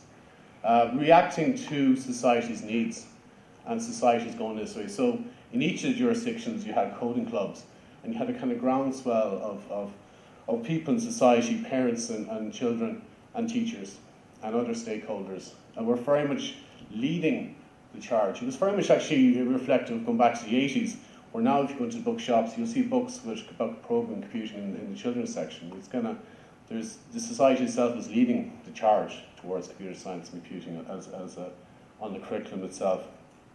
There was also very much a focus on inclusion, that introducing, giving people of gender and all different races and all different ages the opportunity to experience computer science younger was seen to actually to enhance their numbers and the opportunity to take computer science later on, whether in third level or as a career. So that was very important. That inclusion in society was a theme that came through a lot. And of course the creativity, creating an entrepreneurial culture. Computer science is about innovation, creativity, problem solving. It's the skills of an entrepreneur. So there's that innovation and entrepreneurial aspect is very, very important. The economic development, the amount of jobs, I suppose, within Ireland, if we look at it, but internationally, there's around 105,000 jobs in Ireland between multinational and indigenous companies that work in the technology sector. So the economic development and jobs speaks for itself, but it was a balance, and each of them is overlapping within the rationale and motivations, but more so, it was having a clear statement of the importance of the benefit. So that was one of the challenges that was faced by the jurisdictions as they re-established or brought in. Another key challenge that was there was the clarity in terminology.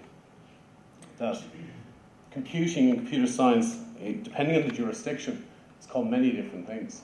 And leading from that was confusion. You know, there was a feeling that people were doing computer science, were doing computing, you know, were they doing IT, ICT? There's a lot of confusion between all the different stakeholders, the children themselves, their parents, the teachers. Is this computer science? Surveys coming back from research done in Scotland, students found it very boring. This computer science is very boring. As it turned out, they were doing more of using Word technologies, Excel spreadsheets and Word. They weren't really exploring the more innovation and creativity part of coding and programming.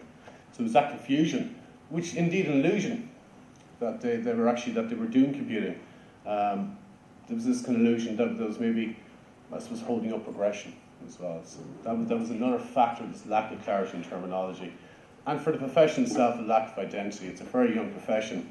And what was happening was calling it informatics or computer science and computer studies, ICT, ITT. There was this confusion, you know, between the profession. And to recruit new people in the profession, it's very, very important. There was a clarity what the role was, that they could build a profession.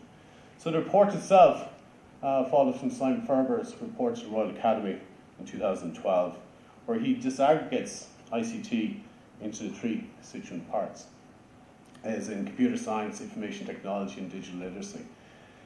The idea here is not that playing one off the other. All three are very, very important in a modern education. The idea here is to make computer science visible, that referring to the scientific discipline of computer science, the principles of algorithms, data structures, programming, systems architecture, design, problem solving. So within the report and within the approach, the research questions looked within these terms and used these definitions. The course content and learning outcomes. So as we look through the official documentation and the research-based articles, computer science itself, there was substantive course content available. There was substantive agreement on what a computer science course would look like. What are the components? So as you went through each of the jurisdictions, the structure was pretty much there. There was a widespread kind of agreement. Now there's nuances and there's this localization and contextualization, but certainly what the core elements were in place. What happened within a lot of the jurisdictions, say like English, which had ICT as a GCSE and an A level, there was a re-emphasis on computer science, on revision. So much so in England that they actually took the term ICT out of the curriculum and now call it computer science for clarity and for that visibility. It's a focus on computer science as a discipline and away from computing as a tool. So that was the ICT, the statistics, the participation in the ICT, GCT and A level was dropping continually. It was a problem for the system itself. And what they were seeing was the students, that use was not engaging to a level that they would anticipate. So the introduction and the reintroduction and refocus was a critical intervention within that system. Programming itself was a central component of all the curriculums we looked in each of the jurisdictions. So it was pretty much, as the Israelis would call it, the zipper principle, where you had the conceptual, the theoretical nature of computer science, and then you had the active learning.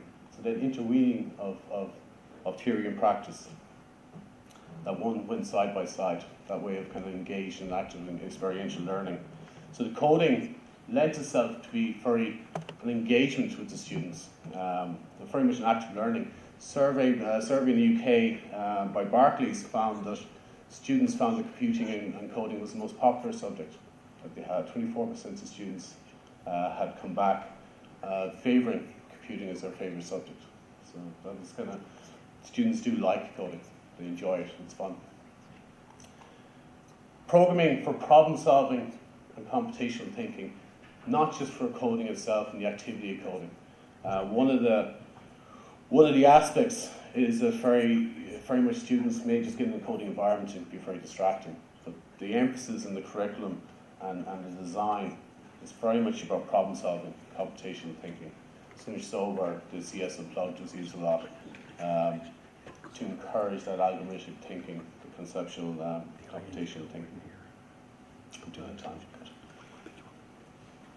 So we looked at programming medicine tools across the jurisdiction. What we found there was that universally that the programming language was prescribed locally, that it was left to the teacher or the school to decide what was the programming language that they would use.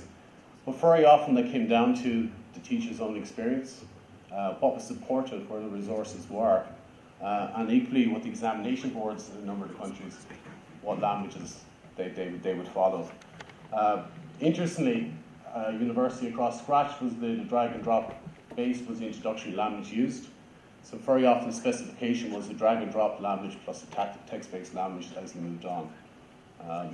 Scratch allowed them a lot of learnings of the computational thinking and problem solving without the cognitive barrier of dealing with the syntax at the beginning. So that was very, very important. The most popular languages in upper second level, Java, Python, PHP. So there's a mixture there. Java was pretty much to the front. Very much the specification came that it wanted to be a real-world programming language that was of an industry standard, conservative mainstream. So again, it was left to a local choice, but there was uniformity that came across due to resources and what was supported. So participation. In each of the jurisdictions, computer science, computer studies was offered as an elective, so students could vote with their feet. Now the one thing is we look at these figures, and certainly the rates are low, especially across the late adopters, England 2014, Scotland 2012. They're still growing capability and capacity, they're still in transition between an ICT curriculum and a computer science curriculum, so there's that period of time that the A-level ICT is just no longer being offered from last September. So the rates are low. We're growing in many instances. So I'll just give you a few snapshots of where that is at. So in the Scottish, the advanced hires, which was supposed to be the equivalent to A-level, looking at the blue here, which is computer science. I don't know how well these are showing up there. You might see them a little bit better. So we're looking at 3.7%. Now we grouped within the report with the natural sciences to give a comparison. Because again, you can't match like for like with the likes of an A-level or the advanced hires because students take less subjects. So here we see that with the natural sciences, it was roughly a ratio of 1 computer science student to 6 taking natural science, taking the natural science type subject.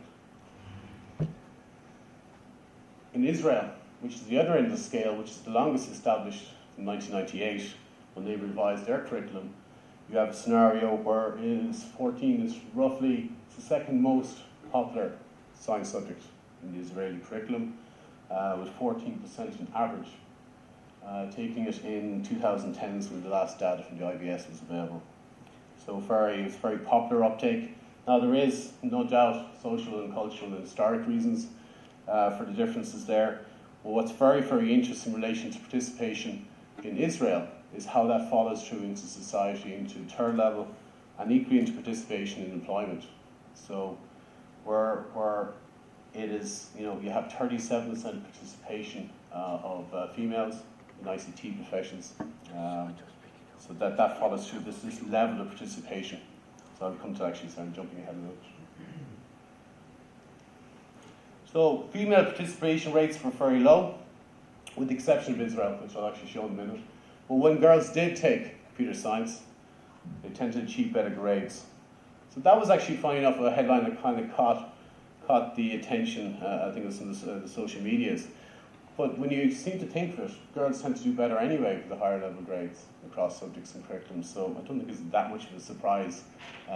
It's a nice headline grabber, but it is interesting to see that once they get involved, they do very, very well. In Scotland, in the advanced higher, it is 14%. So one in 8, roughly 1 in 8, just over 1 in 8. In the English system, it's 1 in 10. So there is definitely, and it's been noted in research within the system itself, there is difficulties there, and that is that is something that's been highlighted in the report. Needs to be taken care and attention to it. How do we address this in society? In the results themselves, between the A and C grades within the Scottish Advanced Hires, the average there was 85% of females get an A to C in the Advanced Hires. In computer science, 90%, where the boys are coming up with 83. So again, just kind of figures to see where that's going. And that's across the jurisdictions where data was available, there were similar results. Girls were doing better in computer science. Here they're doing substantially better than the mean average across advanced hires. So they're doing very well. Participation by gender in Israel, which is a survey of 16 years, the average was 60-40. So it was 40% female, 60% male. Again, it is noted that a societal difference. What I was starting to allude to earlier on is how it transfers into society, where a recent Accenture survey was saying that participation in ICT by females in Europe is around 78%, where in Israel it's 37%. So it does feed through. The opportunity to be included, to take computer science, it does follow through in society very readily. And again, looking at it from a third level point of view, pathways to third level computing, the figures here, the more pronounced, are students, both male and female, that have taken computer science in upper second level. And the bars here are students, the lower bar, the green bar, is female students that don't. So again, it shows that the opportunity of taking it, it does follow through in participation and onwards into society itself. The assessment, I'm just looking at time, I better keep moving along. The assessment each led to national qualification. Very important, goal-oriented society, the students, it had to lead to national qualification that could lead on to go into third level if needs be. There was a combination of written exams and coursework itself. Again, it's in different contexts, between 80-20, 60-40. Again, that is sitting in the report. I'm sorry, the slides are not showing particularly well.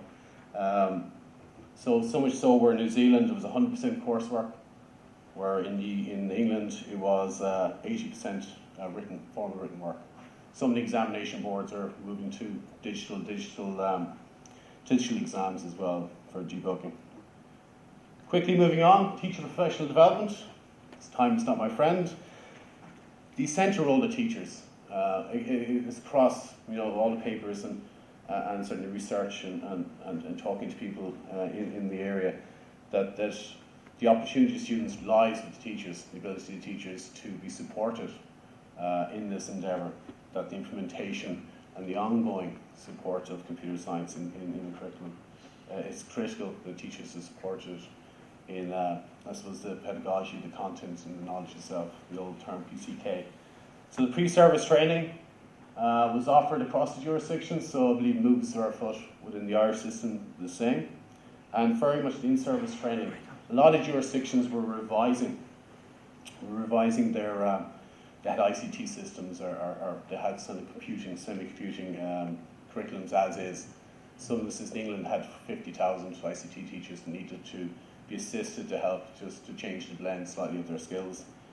So how they addressed that was pretty much with the community's professional practice. It's how the teachers look for it. It's peer-to-peer learning. It was critically the training, the mentoring, the cascading of knowledge by peer-to-peer, be it online, in local hub groups, master teachers, teacher-led research, accreditation. So this is the competing at school model. I suppose looking at how it instantiates, again, you have master teachers, you have teacher training provided. So you have a whole community practice based around all the different aspects that teachers can get involved in. So it's a very successful system.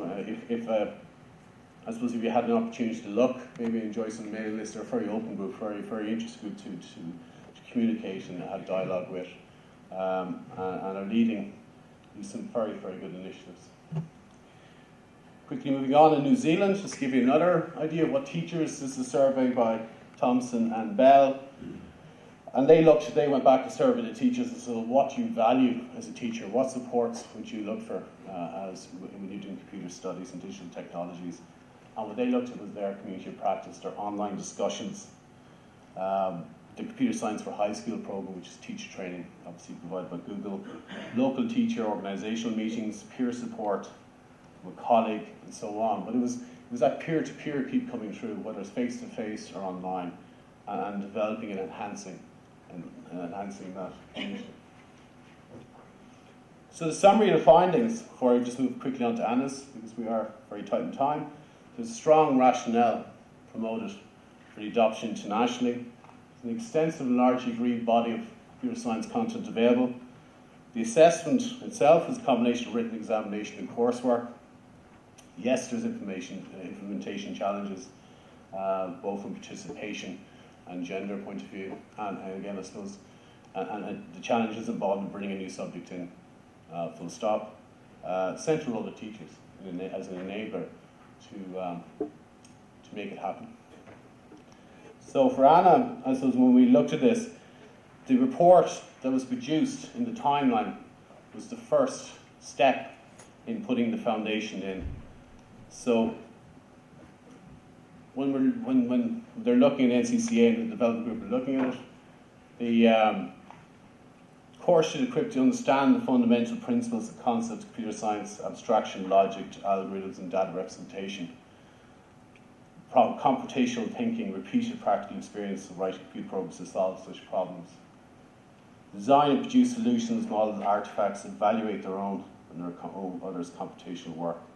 Responsible, competent and creative users of technology.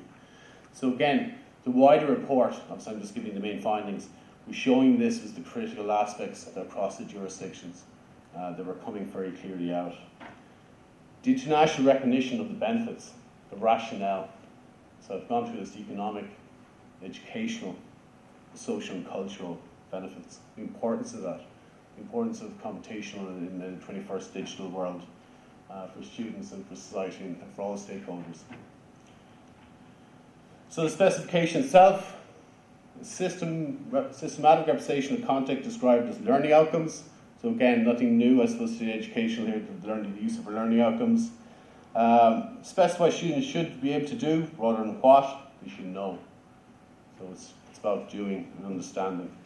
The flexibility of teaching and learning approaches that can be built in, and key skills embedded in the learning outcomes. So these key skills. Part of the curriculum development is that balancing approach between skills and knowledge, the importance of that. So the strength that the subject matter will have in knowledge, but equally the key skills, and how you balance those two. Having a critical disposition and an ethical framework from within decisions and choices are made. It's the importance of that balance, maintaining balance. So the key skills, mapping the key skills from computer science and how it relates to the key skills framework, looking at how specification will develop and the ideas around where it's going, project management, different methodologies, user-centered design, UCL, HCL, teamwork and collaboration, to investigate, design, develop programming and modeling, communications, presentation, data representation. So the idea here is that computer science as a subject allows a student to encounter and to actually participate in the key skills framework that was developed. And it maps very, very well onto those key skills. The timeline, just like with its presentation, is very, very tight. The Minister has brought it forward to 2018, September. So the publication was last 2 months ago now, in February, as it is available on the NCCA website. The consultation event in Shaping Computer Science happened in Dublin Castle a couple of weeks ago. The finalisation of the briefing paper established in the development group is development group's meeting next week. And they will start over the course of around 5 meetings drafting the specification. I say coming from the findings, there is a lot of consensus of what a computer science curriculum looks like, the specification. Now it's that balancing within the key skill framework. It's balancing to contextualise it to the Irish system. June, draft specification of board and council approved for consultation. June, September, consultation on the specification. November, it's all happening so fast. It's November, draft specification, discussion of board and council. And then December, the specification approved for council and issued to DES and DES. It is very, very fast. But again, from the study and the report of the jurisdictions, the same happened in New Zealand when the opportunity was there and the stakeholders and the moons were in alignment. There was a tendency to go and to take the opportunity. And so much so within Christchurch with the earthquakes, they still went ahead and did implementation. They did 3-day seminars on computer science, and they went with it. So there is that speed of implementation, but thankfully there's a lot of work done internationally on computer science. There's a lot of learning speed to be gained from that, and learnings to be applied to the Irish situation. So thank you for your attention. If there's any questions, Anna will take them on the phone if so be it. I'm happy. She said, give me out your mobile number. I didn't put it up there, but certainly we can continue the conversation, Twitter, or again, Anna asked me to put our email address up there as well, if you have any questions. Or certainly I'm happy. I do know we're tight in time. Okay, thank you.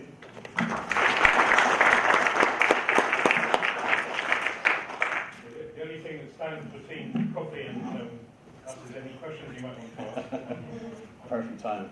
You have a quick question? Yeah. Just 2 questions. One, why is Israel so good at this? And 2, in coursework, how do they check for plagiarism when they've added a programmer? Good. 2 very good questions. One is, and it came up in a couple of weeks back, the Israeli situation does have a different context, both socially and historically. There is military service for both genders, so maybe we introduce that might resolve something. Well, I'm not proposing that by any stretch, but it is a challenge. And I suppose there is an element where the Israeli system's longer. They're actually in the 70s they had started, and they did the revision in 1998. So they're the figures we're looking at. So they have many years ahead. And again, I do know that there's societal, and it is a very different society in many respects. In relation to plagiarism and how that is dealt with, I don't have that answer. I won't pretend to have that answer or start bluffing around it now. I know from my own teaching experience, and I set a lot of projects, major project work, milestone projects, internal level groups, and online. It comes back to the educator, a lot of it, who you'll spot patterns very, very quickly. And it's that learning, and there's new technology, looking at some of the work going on with Git repositories and APIs, and you have to do checks within that, and artificial intelligence. So there's a lot of solutions coming through. But yeah, that's another challenge. Yeah, indeed. Yeah. Just a quick question. Probably basic question, but is this time for a portfolio to be provided to the It's I couldn't answer that. And again, Anna would probably be best to answer that. My job is the research. I led the research on that. So again, I I would suggest to email away and not give you a short answer. Okay. Okay, thank you.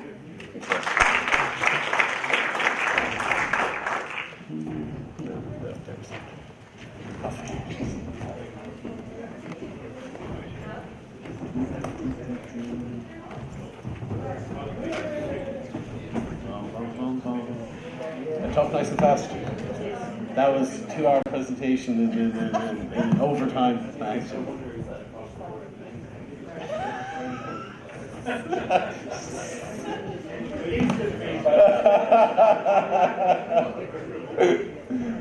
How you getting on? Yeah, of course.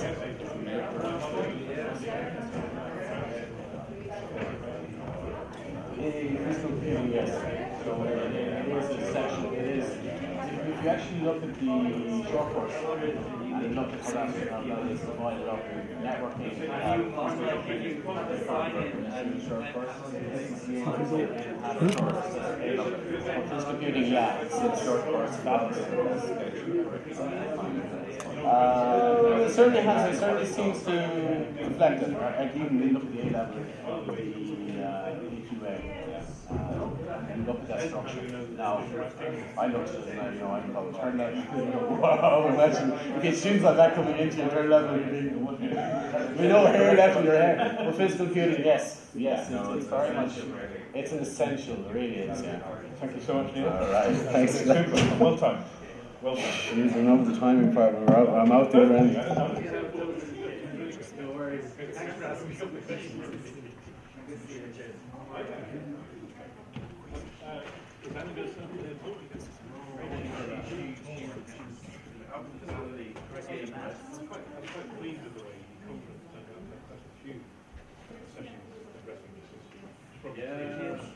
We managed to make the time for it. They didn't have a chance to do that. For now, Jim is enjoying the relaxed. Take it easy. It's, but we need these kind of discussions. We need to hear your stories. She initially got me when I was interviewing the machine. They check it. Are you there? Well, you're streaming. Thanks very much for coming and doing this. So this will be a debate.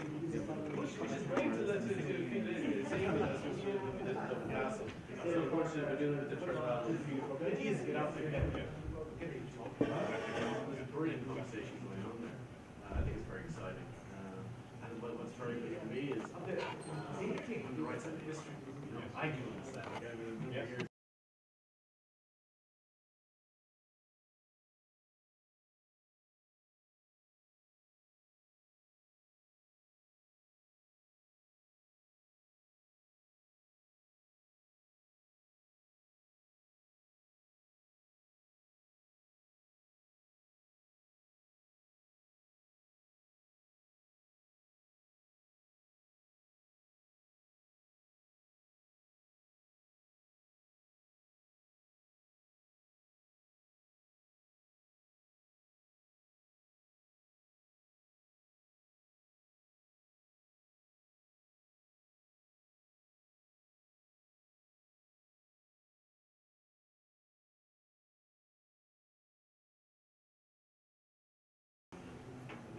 Rubbish, 2005, and she was ex-military. She wrote complete program and she was now moving back to teaching and working in schools. You do software engineering there now. You do cyber warfare as their specialist scheme as a it's an extraordinary. I find it absolutely extraordinary. That might be a good course to talk about. That's an idea. That's an idea now. Honestly, well. Are you going to get a copy? Yeah. Major. Let's see. It was a bit of a surprise after the whole thing. And kind of poor old Anna didn't get her stuff and get much looking. But then again, when you're speaking to a slide, you can. But there's also quite a deal with needed to skeleton for 2 people. Oh, you're after us, yeah. Now, we know. We got 2 laptops. We actually know the HP one. Are they after talking to this? There's no rubbing mic. Do you want to see if they can stay in the. This, oh, you've got HDMI.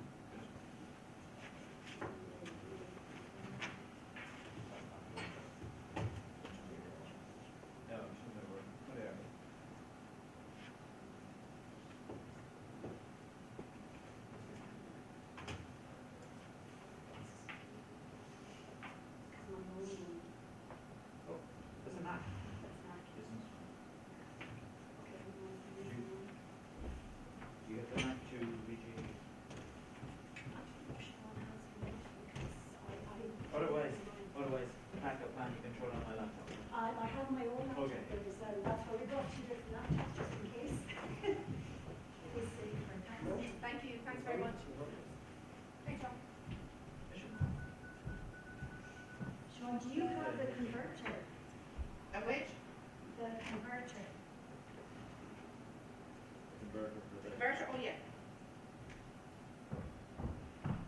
See, there's the motor. You're welcome. Oh, that's already got that. Oh, no. Oh, yes. Oh, sorry. Okay. You're very welcome. How are you?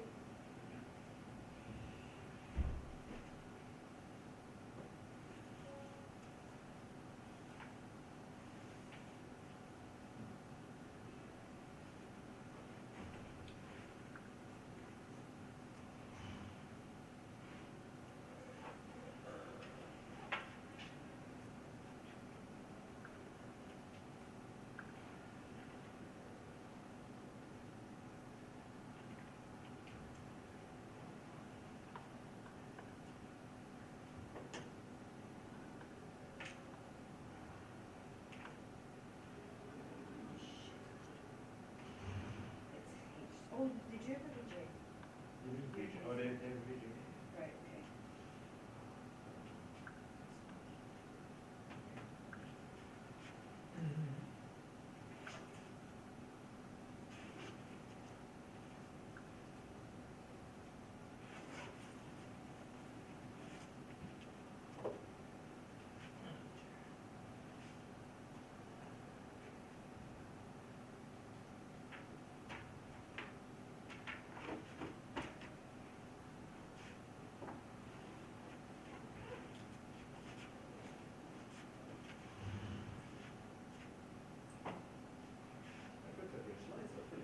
Thank you. Do you want us to stick yours up? Or no? Because we get it working first.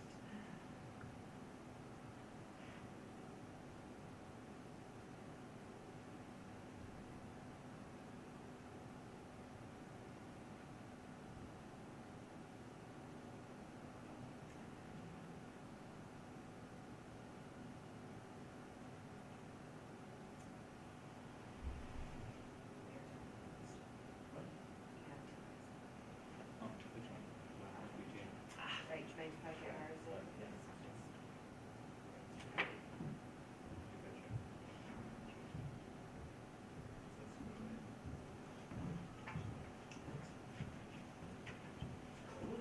It is actually, yeah. Tea or coffee? Whatever. I have one of each. One for your job. Don't take that. Go on. Go hand me one.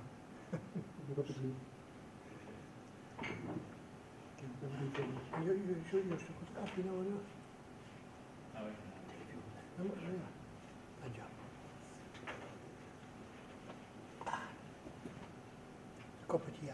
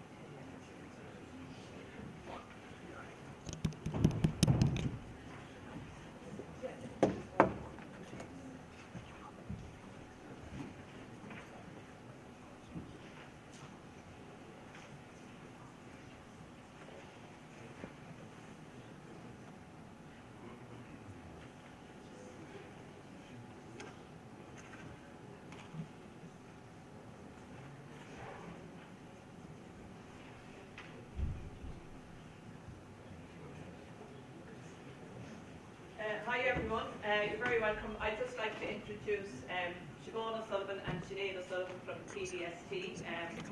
PDST has always been a great supporter of CESI, and we really appreciate the girls being here today. Their talk today is on digital citizenship. It's part of the new course from the PDST. It's getting fantastic reaction in education centres, so we're in for a real treat. Thank you.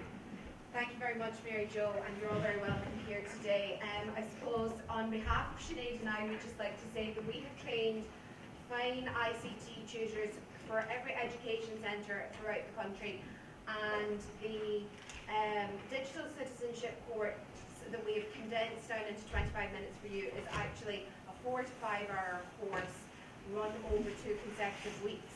So if you would be interested in that, either in your schools or attending it yourself, please feel free to contact Sinead or myself, either through Twitter, or our email addresses are Siobhan O'Sullivan and Sinead O'Sullivan at pdst.ie. We're not related. We would be delighted to come into your schools and give a 2-hour version, a 4-hour version, or indeed you could have it run through your local education centre. So without further ado, what we're going to hope to cover with you over the next 20 minutes or so is looking at digital citizenship online and in the classroom, identifying safe sources of information for students. So the temptation for most people is to go straight to Google, and as many of you know, Google is 19 years old this year, so every student that we teach has never encountered a world without Google. So we'll look at some alternatives to that, being ethical online and managing myself and staying safe online. Just to mention the digital strategy and a couple of quotes from the strategy, that students and schools should promote schools should promote the autonomous, effective and safer use of the internet by young people, and also that schools would constantly review their practices when it comes to, and their policies when it comes to the use of online and internet use. Okay, so to kick us off, we're going to ask you to go to menti.com, and the code is live on the screen right now. So it's 496405. And we're going to ask you, what is your understanding of the term digital citizenship?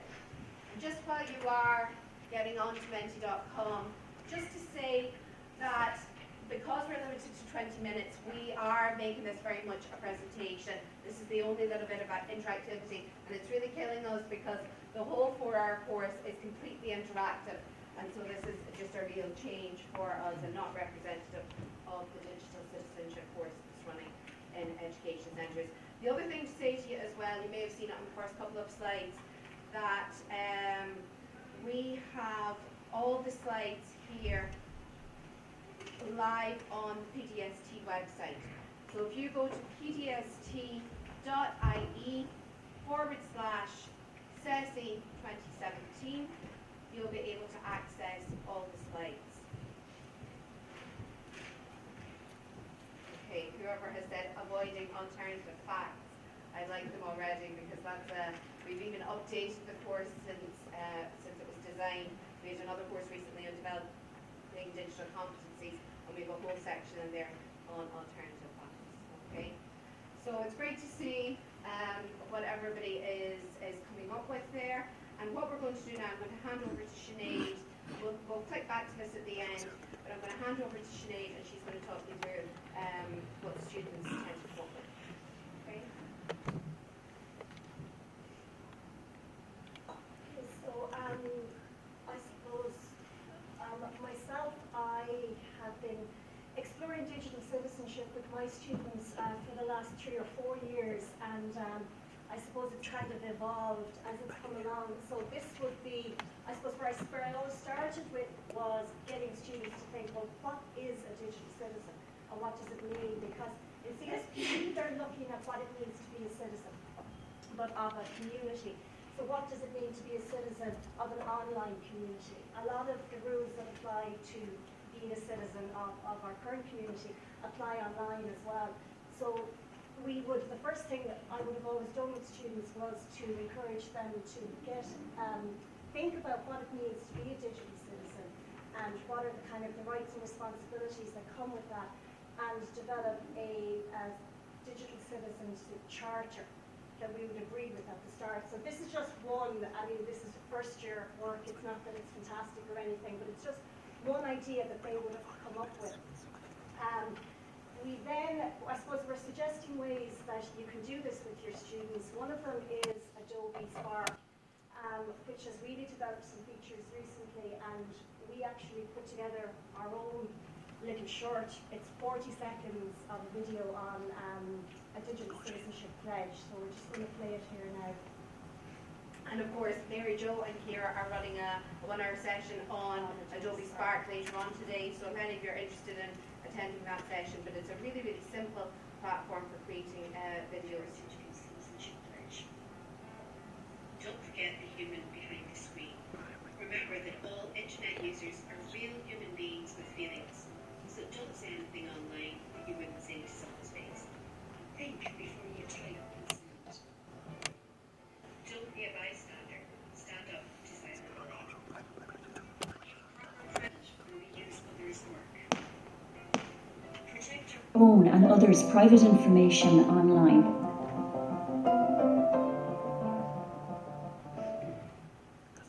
Okay, so that's just one idea about how to, I suppose, get started exploring digital citizenship with students.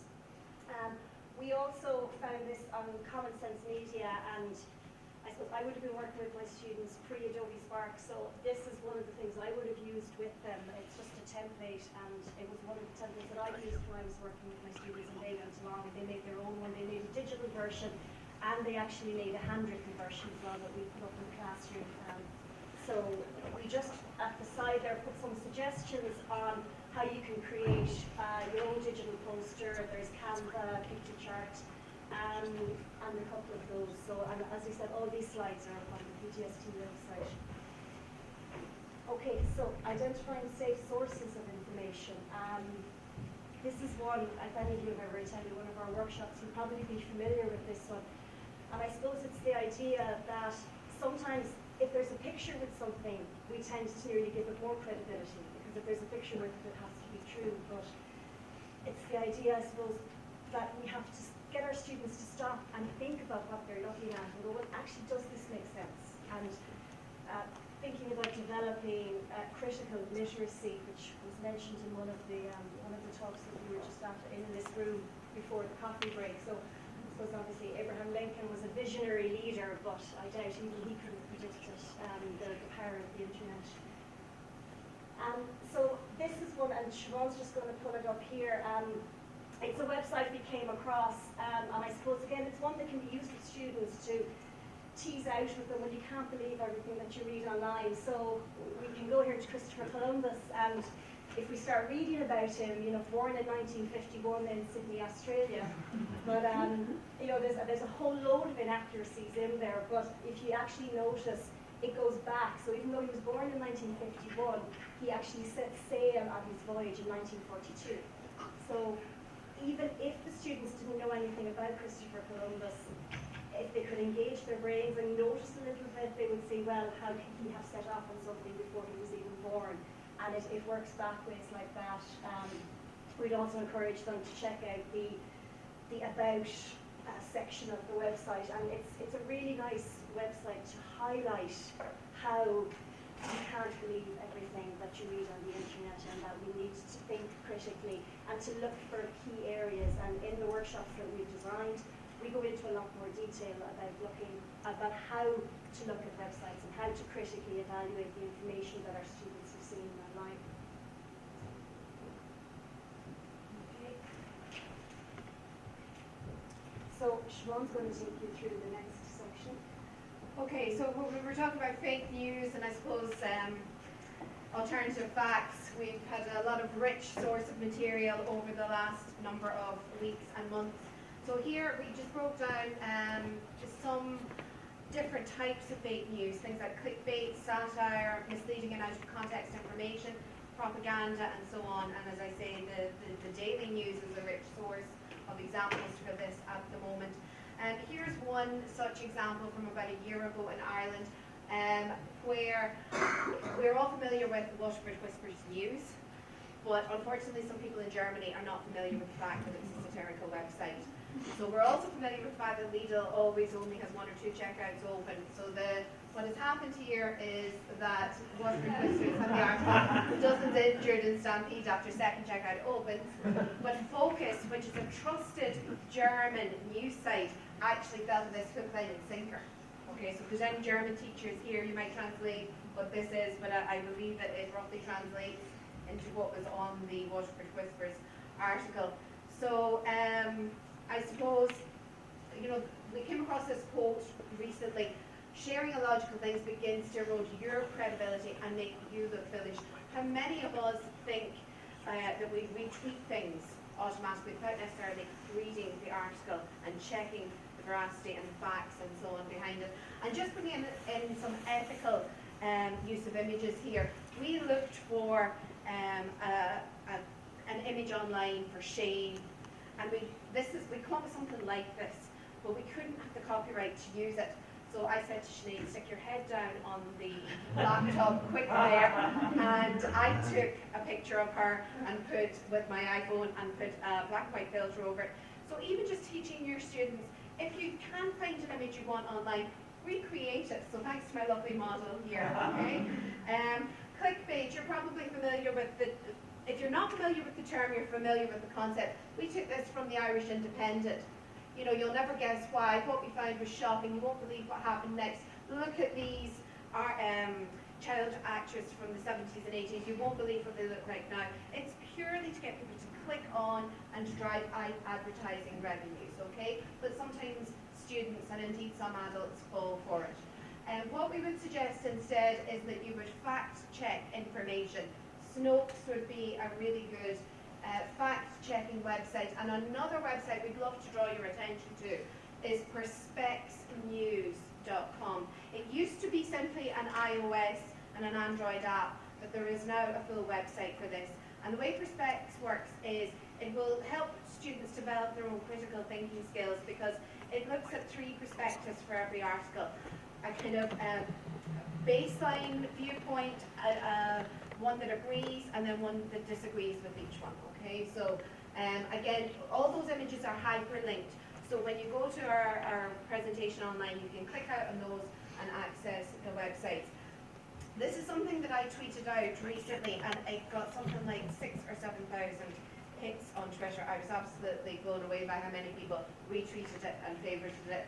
But it's just a nice cheat sheet that we would recommend you would print out in your classroom, and it would support students developing their own critical thinking skills and not necessarily accepting someone else's narrative and what they see online, okay? Just in terms of some other alternatives, instead of going straight to Google, if they could go to World Book Online, this is freely available in every home, in every school, in every classroom in Ireland. And there's differentiated levels within World Book. So you've got the early World of Learning, kids, which is aimed at primary, student and advanced, aimed at junior and senior cycle respectively. And within the World of Learning, you can see a lot of the nice features that are there. Read aloud for students who have difficulty reading or encoding. Built-in dictionaries, if students double-click on any word, it will define the word for them. There's also a lot of resources for teachers, as you can see. Okay, I'm going to hand back to Sinead now to look at some more ethics and use of images. We're coming back to the use of images, and as Siobhan referred to earlier, we can create our own images sometimes if we don't find the one, or if we don't have permission to use the one on the website, or online if we find them. So copyright is becoming a huge issue, and there are several schools around the country who have received cease and desist letters from companies such as Getty Images, and they've ignored them and they've been fined for using images. I know one school who literally just a student used an image of a question mark, and it was just as part of a business project, you know, and it wasn't, they didn't think anything of it, but they were sent a letter to cease and desist, and a small fine was in part. So I can see some worried looking faces, that's why I'm laughing here. So it's just the message is. And we're not trying to scaremonger, but it is important to be aware of it, because I didn't know is not an excuse, and it won't be accepted as an excuse. So it's becoming a lot of bigger issues. So we just go back there for a second just to say that copyright should be included in your acceptable use policy, and I'm sure most of you have an acceptable use policy in your school already. If you don't, or if you want to update one web-wise, have an acceptable use policy generator, which is a really, really fantastic tool, and we have a link to it in there. So it helps you generate your own acceptable use, and it takes you through the steps and gives you examples. Yes? And this is, I use that generator, Oh, yes. got right to the end, had the whole policy done, and when you hit to generate it, yeah, it's gone. Okay. 3 times I had to be able to see. Okay, we might look into that. And I called and asked to follow it. It just disappeared, and I couldn't find it on the desktop or saver. Okay, if you maybe speak to us at the end, Sure. we'll get your details and speak to our colleagues in webwise about that. Thank you. Okay, so Google Images, great place to search. Probably a lot of people, their default place to search, but do we have permission to use the images that we find there? So Siobhan's just typing in there looking for an image, and a whole series of images come up when you just type it in without putting in any of the filters. But if you see what she's doing there, she's going into Tools, yeah, and usage rights, and if you go down to label for non-commercial use, because most of the stuff that we're using in schools is for non-commercial use, we're not going to be making a profit from it. But if you go under that filter, you notice that an awful lot of the really nice images disappear. So we need to be sure that the images we're using, we have permission for. So in our presentation, we're just going to suggest two, we're not going to go into them, but the links are in there. So one of them, an alternative search, is photos for class, and it is exactly what it says in the tin. It's photos that are up there that every school has permission to use for a classroom. And Pixabay is another one, so in your own time feel free to go in and explore those two. And the nice thing about Photos for Class is when you download the image, the credit comes with it, because it's always good practice to credit your sources and say where you got them from. Just one more caution with Pixabay, the images that you get on it are excellent, but the first row of images are sponsored, and it's sponsored content, so just ignore the first row and go to any of the others. Okay, and just to make the point, the copyright isn't just for images. I know we're focusing on images, but it also includes intellectual property, what people write, and music as well. So in the last couple of months, YouTube have actually added a new feature onto their account. Now you have to be logged in to use it, but it's Creator Studio, where they are starting to generate a whole load of free music and free sounds as well. Because I know when I would have been making movies and projects with my own students in school, sometimes you'd want a sound and you'd find it hard to find. There are a load of different types of sounds in there as well. So you can see here some of the free music, and you can see that there's sound effects as well. And again, how to get in there, that's all in our presentation as well, if you want to check it out. Okay. And they're free to download. So I suppose managing myself, staying safe online, again, kind of ties into one of the key skills. And I mean, this was in the Irish Times a little while ago. It's based on the Net Children Go Mobile report from 2015. So we're not going to go through all that stats there, but if you look at the one with the Twitter there, 9 out of 10 15 to 16-year-olds in Ireland have a social networking profile. So if they do, then they need to know how to handle it, how to be used responsibly. And a lot of them don't, and they don't realise it and they can't handle it. So it's very important. So we're going to just watch this very quickly.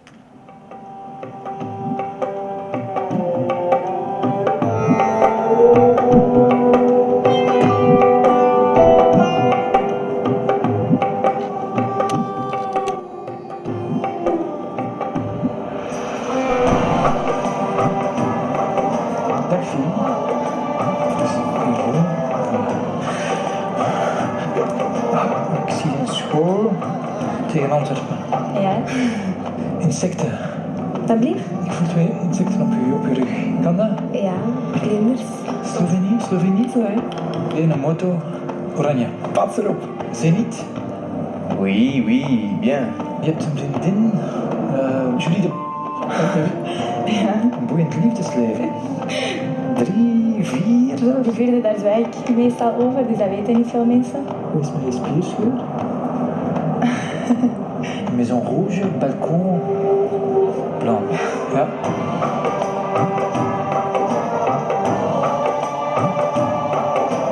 Ik zie geld, ik zie transacties, maar kent je rekeningnummer van buiten? Ik denk dat ik het wel weet. Die staat wel negatief op je bankrekening. Ja? 9-7. Last month, you spent €200 on alcohol. Vorige maand €300 aan kleding gespendeerd. 8. Ja. 5. Voor een huis dat van eigenaar gaat veranderen. €795.000. Ja, eigenlijk. 41. Ja. Is dat juist? Ja, dat is juist.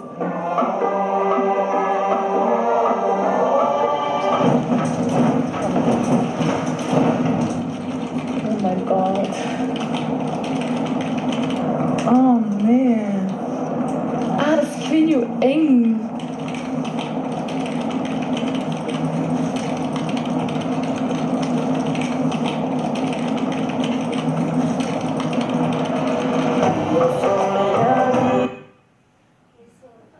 That video is a couple of years old now, so some of you may have seen it already. It's one I would have used with my own students to kind of introduce the idea that what you do online, you have to be very, very careful. So that leads us on to how secure is my password. Okay, and I can see some very, very worried looking faces because we were playing that video there. And I suppose you might wonder, well, how did they get the bank information? If your password is easy to guess, then it's very easy for, and how many of you are using the same password for multiple sites? Okay, that's another issue. So this is a site that I came across at an ICT conference a number of years ago, and we were asked to input our passwords, and some of them could be cracked instantly. So we all know things like FEN, password 123, and so on. I think ours were, well, mine was 158,000 years it would take to crack, so I'm fairly confident. Yours was how long? 4 days. 4 days. So yeah. Can I just comment on the advisability of putting your genuine password into a website like that? Yeah, they Might actually using it as a tool to explore varieties of passwords rather than Yes. more genuine. Yes, exactly. But they have something in there that says, did you really put your real password in? How did you know that we weren't going to? So they kind of disclose that as well. But I suppose, you know, a lot of what those people had online was through social media. And everything that we put on social media, even if we don't share it ourselves, our friends may share it for us.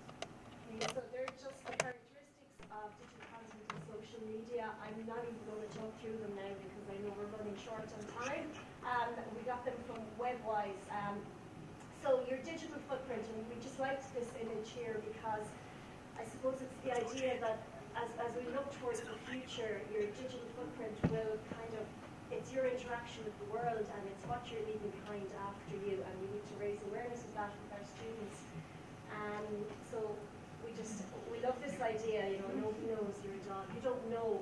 And again, students, they don't know who they're talking to. And I often have this conversation with my students, how many friends do you have on Facebook or whatever, or who's following you on Instagram? And most of the people that they're friends with or that are following them, they haven't a clue who they are, really. They've never actually met them in person. So they could be anybody. More likely not a dog, but it could be something else. So coming back to Webwise and being aware of what they're posting online, Webwise have developed this suite of videos. It's 3 videos and lesson plans to use. It's called the Lockers Resource. It's well worth checking out. This Forever video has got great accolades worldwide, in fact. The Australian police have been using it as an example of going into schools to raise awareness around, you know, be careful what you're sharing with people online, even if they are your boyfriends or your trusted friends or your girlfriends, because they only have to share it with one other person, and it gets out of control. So it's a very powerful video, and we highly recommend checking it out and watching it. And again, this is Common Sense Media, great website. I find it really useful. It covers everything digital citizenship-wise, but this is another poster that could possibly be printed out, and it's literally a roadmap of questions for students. You know, if I took a photo of my friend, now what do I do? And it's very yes, no, and they have to work their way down along, and it's something, you know, you stop to think about this before you share a photograph with somebody or before you share a photograph of yourself. And this is another one that my students would come up with when we were looking at safety and staying safe online. So this was kind of suggestions that advice they were giving to each other and themselves as well. And I suppose, very quick snapshot of the digital skills. We've pretty much covered all of them here today in the 25 minutes. Screen time management, I suppose, is the one that we haven't mentioned that much, but every other one of them we've kind of hit at in the 25 minutes. But as we said before, this is a big course. And so just to finish off, just to say that if you are interested in hearing more about this, please contact your local education centre for face-to-face training, and there is also free online CPD on teachercpd.ie. I suppose the two that would be most relevant to what we've just explored with you would be safer internet use in the classroom and social media and web-wise teachers. Thank you very much for your attention, and enjoy the rest of the day.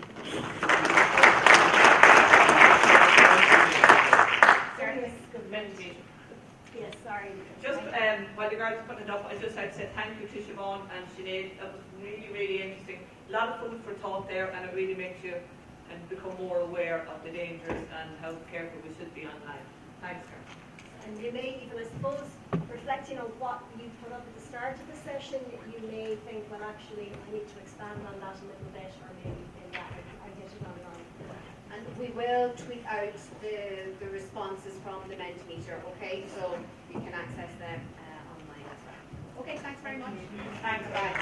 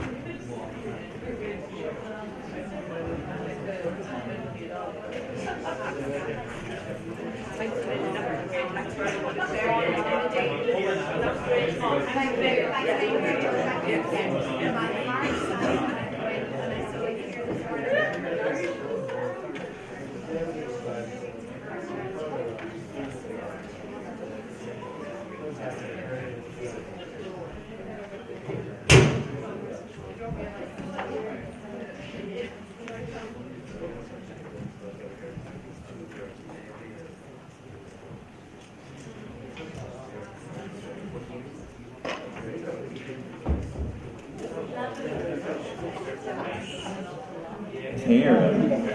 Oh. Good. So red is on, is it? Okay.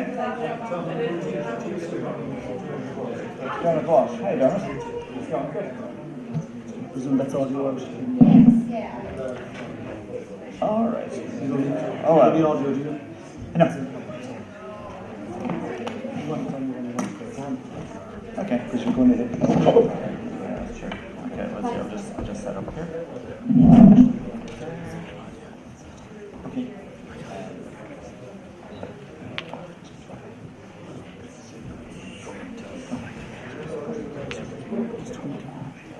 So people want that. Sometimes they do want to ask questions. Oh, no, well, yeah.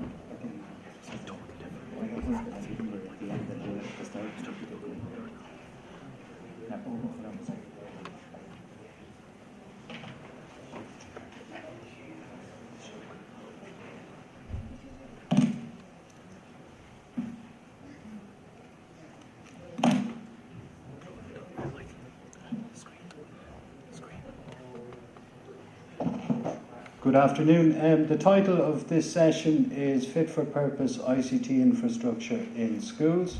The presenter is Tom Lonergan, and Tom Lonergan is the Technology Coordinator in the PDST Technology and Education, where he advises schools on fit for purpose technologies to support learning. Tom also coordinates the school's broadband programme on behalf of the PDST Technology and Education in collaboration with the Department of Education and Skills and the HEA-Net. Big welcome for Tom, please. Thank you very much. I'm delighted to be back at CESI again. So, we've got about half an hour, so I will try to kind of zoom through a couple of ideas on ICT infrastructure. So I've been working in the area for about 14 years. I came to work in NCT in 2002, and before that I was working in industry with different telecoms companies, IT companies and whatnot. I'll just maybe point this over here to me a little bit. Okay, so today just going to cover a couple of things. So the session overview in terms of, I'm obviously very aware, every school is different. Every school I talk to is different, and the different in terms of culture, capacity, supports, the staff, you know, where they've come from, where they're at, whether they're a new school, a no school, rural, urban, you name it. And the purpose of ICT infrastructure, you'll hear me saying fit for purpose a lot. So the purpose of ICT infrastructure is to support the chosen model of teaching, learning, assessment, and whatever else goes on in school. So if it doesn't do that, then it's not serving its purpose correctly. So technology should always be following the purpose, and every school has its own view as to what that purpose is. When I say chosen model, I'm very conscious that schools have different chosen models, be it primary, post-primary, just the whole orientation that the school wants to go. I want to focus on fit-for-purpose technologies, a little bit about planning, selecting, procuring, implementing and supporting technologies, and they're the kind of technologies that we're going to be talking about a little. So, what are some key questions that every school should be asking themselves, I guess, on an ongoing basis? What are our teaching and learning objectives? What technologies can help to achieve those? What approach will fit my school and my staff? So again, I talk to schools every day. Well, 5 days a week anyway, sometimes 6 days a week or whatever. Every school with its own staff. I talked to some schools recently who are like new build schools. They've got first years, they might have second years, they might have third years. Other schools have, been around a long time. So, it's certainly very difficult for a school who's been around a long time to kind of shift from A to B quickly. Whereas maybe a school that comes in that has a new build maybe, or might be in a temporary building, and just has first years, that's a little bit easier. Or can be a little bit easier. Obviously they've got lots of other challenges as well. And every staff is different. So some people would say to me, what device should we get? And I'm saying, I don't know your staff. Like, have you talked to your staff? What will work for your staff? Will it be a Microsoft? Will it be an Apple? Will it be a Google device? Will it be something else? And that's just on the device front. So very much every school is different. In terms of the digital strategy, the 5-year digital strategy, obviously schools have some funding, have received some funding, or pretty well all the schools have received some funding, except sometimes new schools and new build programs, because they got the money in the new build program, they didn't get it in the grant. But, so what are the priorities and stages? So you're not going to achieve everything in one go, with whatever amount of money you've got. So you've got to maybe think in terms of more strategically. What are the priorities, the immediate priorities? And seeing that the grants haven't been, these are the first grants to arrive in quite a while, I'm from talking to schools, I know that schools, will be fixing things, projectors maybe, might have dimmed over the years, let's say, and need to be replaced, or lamp units replaced, or whatever. So every school has its own set of priorities and stages. And then what advice and support is available, I'll talk a little bit about that. This is our website, the PDSC Technology and Education website. And so this technology area here, that's kind of generally the area I kind of look after. And down the left-hand side then, the main headings there would be grant information, because it's, the grant has been announced in January. Purchasing frameworks, we'll talk a little bit about those. An overview of technology in the school, computing devices, tablets, Wi-Fi, networking, cloud-based tools and applications, presenting in the classroom, which would be like presenting, projectors, screens, that kind of stuff.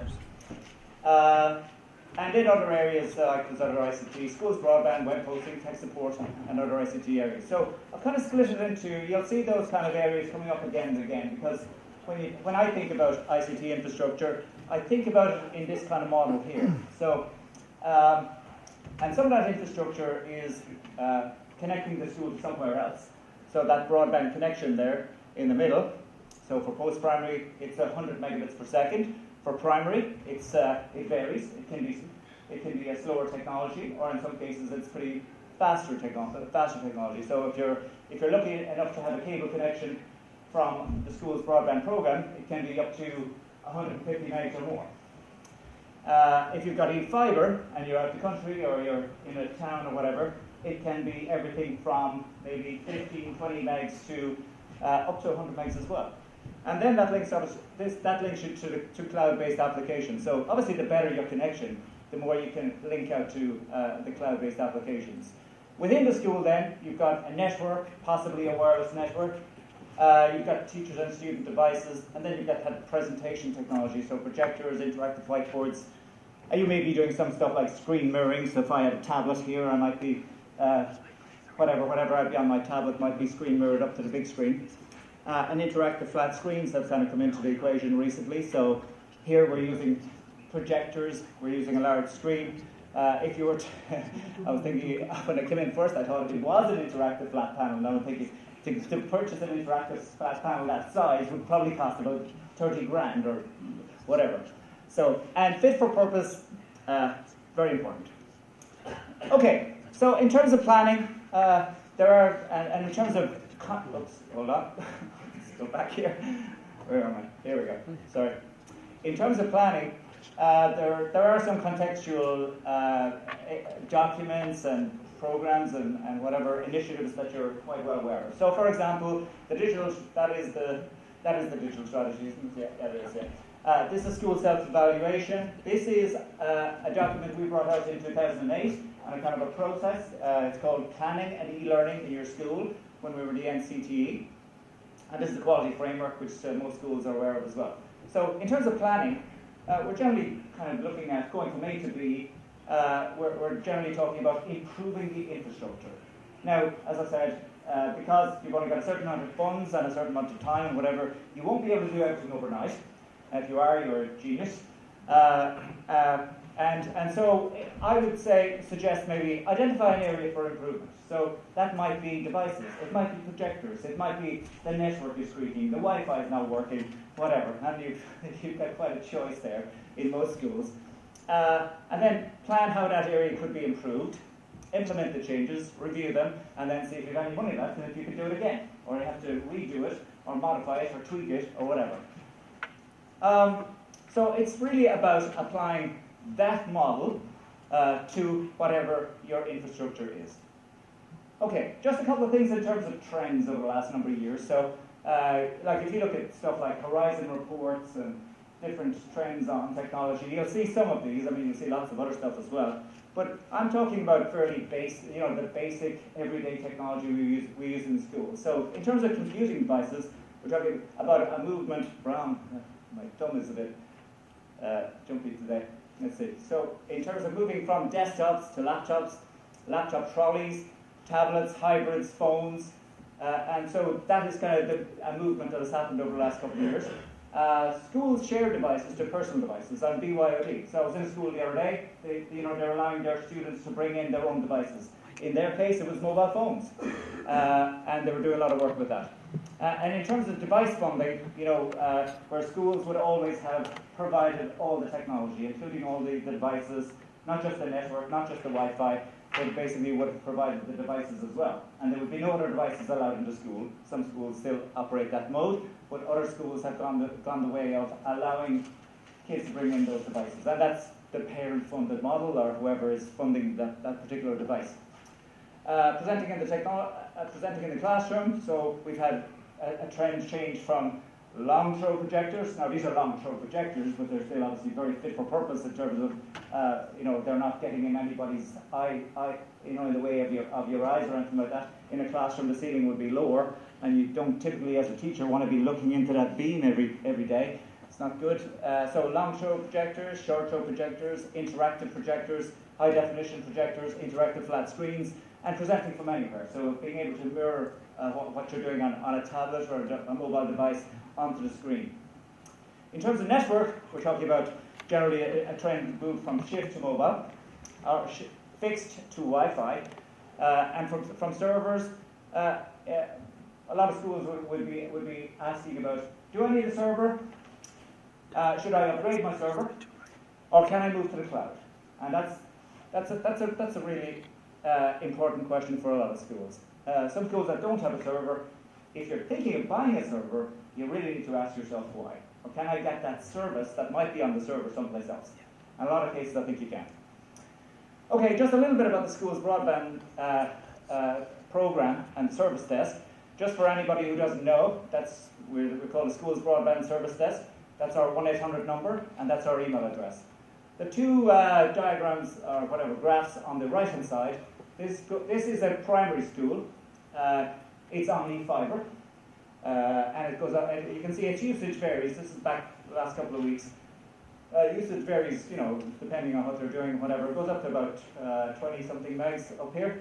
The one down below is a 100 meg school, so it has a better connection. And the green is the download. The blue underneath the line is the upload. So you can see, and we can see over the last number of years, like when we look at broadband connections, we can see the upload tends to be, it was negligible before, but now people are actually uploading stuff and whatnot. So just a couple of things in terms of broadband. We have 6 levels of content filtering, so levels 1 to 6, and that's any school would select which level they want. But within a school, you can have 2 levels within a school. And for example, the school could say, I want 1 level for staff and another level for students. Are there any schools here who are using 2 levels of content filtering? Okay, is it useful? Okay, good. And how is it useful? Well, the teachers can get access to stuff that we don't want kids to have access to. Okay. Good. Sometimes when schools ask us about this, I say to them, make sure you actually get it right. You have to map your network onto it, otherwise the kids will have access to stuff that the staff won't. So that'll be a bit of fun for a while. Also, this is more a technical thing, but our broadband connection has an integrated firewall. And what does that mean? It means we filter a lot of malware, viruses, bad stuff, where we can, and we use a very good tool for doing that. So we've actually got a centralized firewall for all the schools coming into it. So that kind of takes away a lot of problems that you don't need to have in your school. But sometimes IT providers, and I've come from the IT industry, basically try and sell schools other firewalls, which they don't need, right? Now, you might need a basic firewall to do segment your network and stuff like that. This is more technical stuff, but if you're a principal or whatever, or if you are a principal and the school is telling you need to buy a really expensive firewall, you might want to contact us and maybe send me an email. I'll give you my email address and maybe we'll have a chat or whatever. Okay? And the other thing is remote technical support. I'm going to talk about technical support a little bit, but every provider who is providing support to your school should have a remote connection into your school. And that's a validated connection. So we route it through our broadband desk, our broadband system. And basically, we actually, by IP address, so we know it's not just anybody coming into your network, because you don't want that, it's secure and whatever, and it's validated by the school. So the school says, I'm allowing this company to actually dial into my network to do so. That helps with that helps with keeping the cost of tech support down, or it certainly should. In terms of Wi-Fi, Wi-Fi is, well, first of all, schools are the most demanding environment for Wi-Fi. And not everyone agrees with that, but I'm absolutely convinced of it, because schools have, and I'm talking about a school now with lots of devices, right?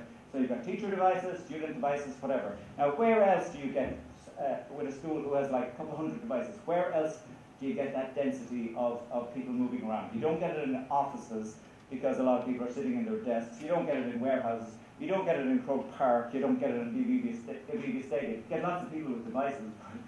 I can tell you they won't be getting much Wi-Fi. And they'll be moving around every class period and whatnot.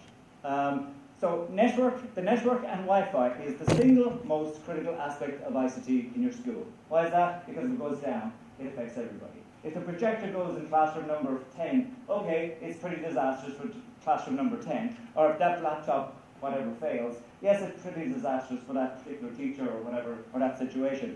But if the network goes down, or the broadband goes down, you know, it's back to, well, obviously you can teach, you can have teaching and learning without it, but it's pretty critical. It is vital that you select suitable Wi-Fi products and suppliers. And there's a lot of debate about this on CESI and off CESI and between schools and all, lots of different forums about what is good Wi-Fi, what is fit-for-purpose Wi-Fi. So I went out to tender a couple of years ago now to set up a Wi-Fi framework, right? And so we had a lot of different submissions from different companies, and we selected 7 companies to go on the framework. We didn't feel the others were fit for purpose. Now, not every company or every product that gets mentioned everywhere actually applied. So some people never applied to be on the framework, so they couldn't be. If you don't buy that lotto ticket, then you can't win the lotto. So, products, Wi-Fi product is extremely important to have the right Wi-Fi product, but having the right supplier is also almost equally important. If you've got the wrong product, even with the right supplier, sometimes it's not possible to fix it, right? And I've talked to a couple of schools recently, post-primary schools with 500, 600, 700 devices, and they called me and they said, Tom, I'm not sure, I think we have a problem. Is it the broadband? And we checked the broadband, sorry, it's not the broadband. Okay, we've got to look a bit deeper. So maybe it's the network, right? So, no, we've had some people in, and they say it's fine, and I'm saying, well, it's not the broadband, it's got to be somewhere in the network, right? So it's typically the Wi-Fi, right? And maybe the Wi-Fi product is okay, or maybe it's not. And when I say okay, I mean fit for purpose, right? And the framework is pretty recent, so I'm from a telecoms background, so I spent a lot of time looking at different products, looking at the kind of products that were fit for purpose for schools, for the most demanding environment out there. And therefore, I set a pretty high bar, right? And so I'm confident in the products we have on the framework. So it's a difficult situation for a school, and I'll talk about it a little bit more if I have time. Each school is different: new schools, existing schools, size of school, layout. And if this is the layout, oops, gosh, sorry about that.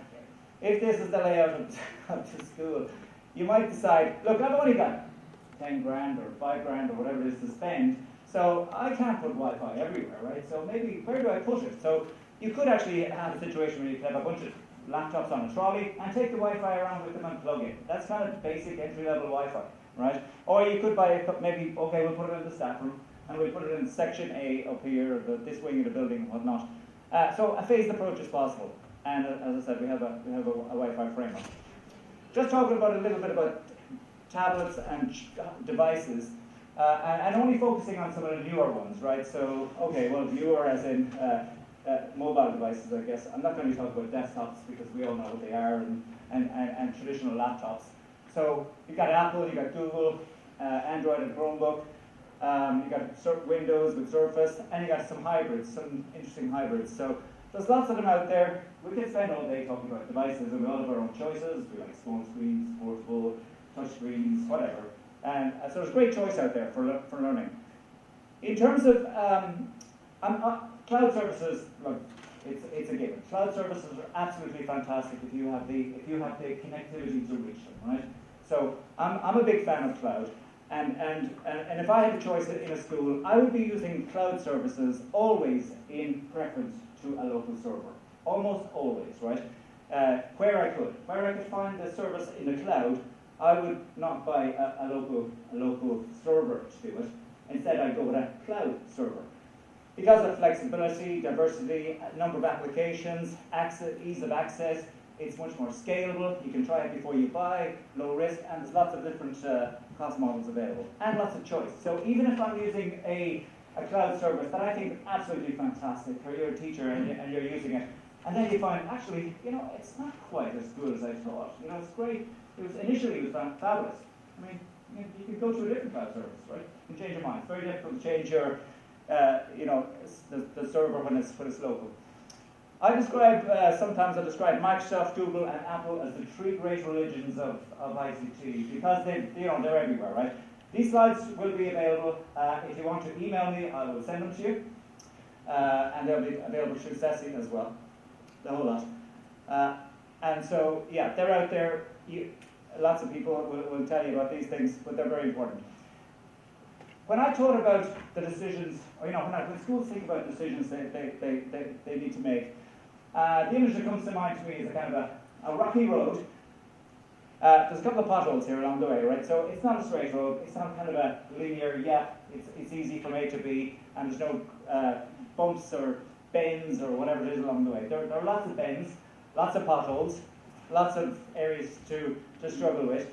And along that, using this kind of framework, a lot of decisions would be, and I've mapped the website to these kind of areas: teacher-student devices, networking Wi-Fi, presenting in the classroom, cloud-based applications, learning platforms, which I didn't mention, but they're more a cloud-based application, and technical support. And I'll talk about tech support a little bit. ICT procurement frameworks, do we use them? Whatever, combinations of different technologies, new builds or old builds. Okay, a couple of examples. Anybody recognize this over here in relation to your school? You don't have to put up your hand, it's okay. So these are real photographs from real schools. And this is the school I was in recently. It is a new build school. I took these photographs, so they're copyright okay. And one of the things up here you'll notice is these are labeled, right? So the patch panel is labeled. There's different colours cables in here. The orange ones are actually the Wi-Fi network. The black ones are the fixed network, and the blue ones are the fibre network between different sections of the building. The cost of technical support. It'll take me days to figure out this mess, right? So if you've got your poor IT guy comes in and you find him in this mode, then it's generally not good, right? Because first of all, he may figure out, he or she, it looks like a he, might figure out the problem, but as they're figuring out the problem, the cost per hour of them figuring out that problem is going to take some time. And this is a very inefficient kind of way of doing it, and it hits the old bottom line, right? So, okay, another example, this is not as colourful, improving the Wi-Fi network. So you may have, if you've got a Wi-Fi network, you may have reliability problems. So it works fine sometimes, and then it doesn't work fine other times. You may have connection drops, you may have to reboot, you may have to reconfigure. So obviously the objective is to resolve it. And as I said, I've been speaking to some school recently, and they have a Wi-Fi network.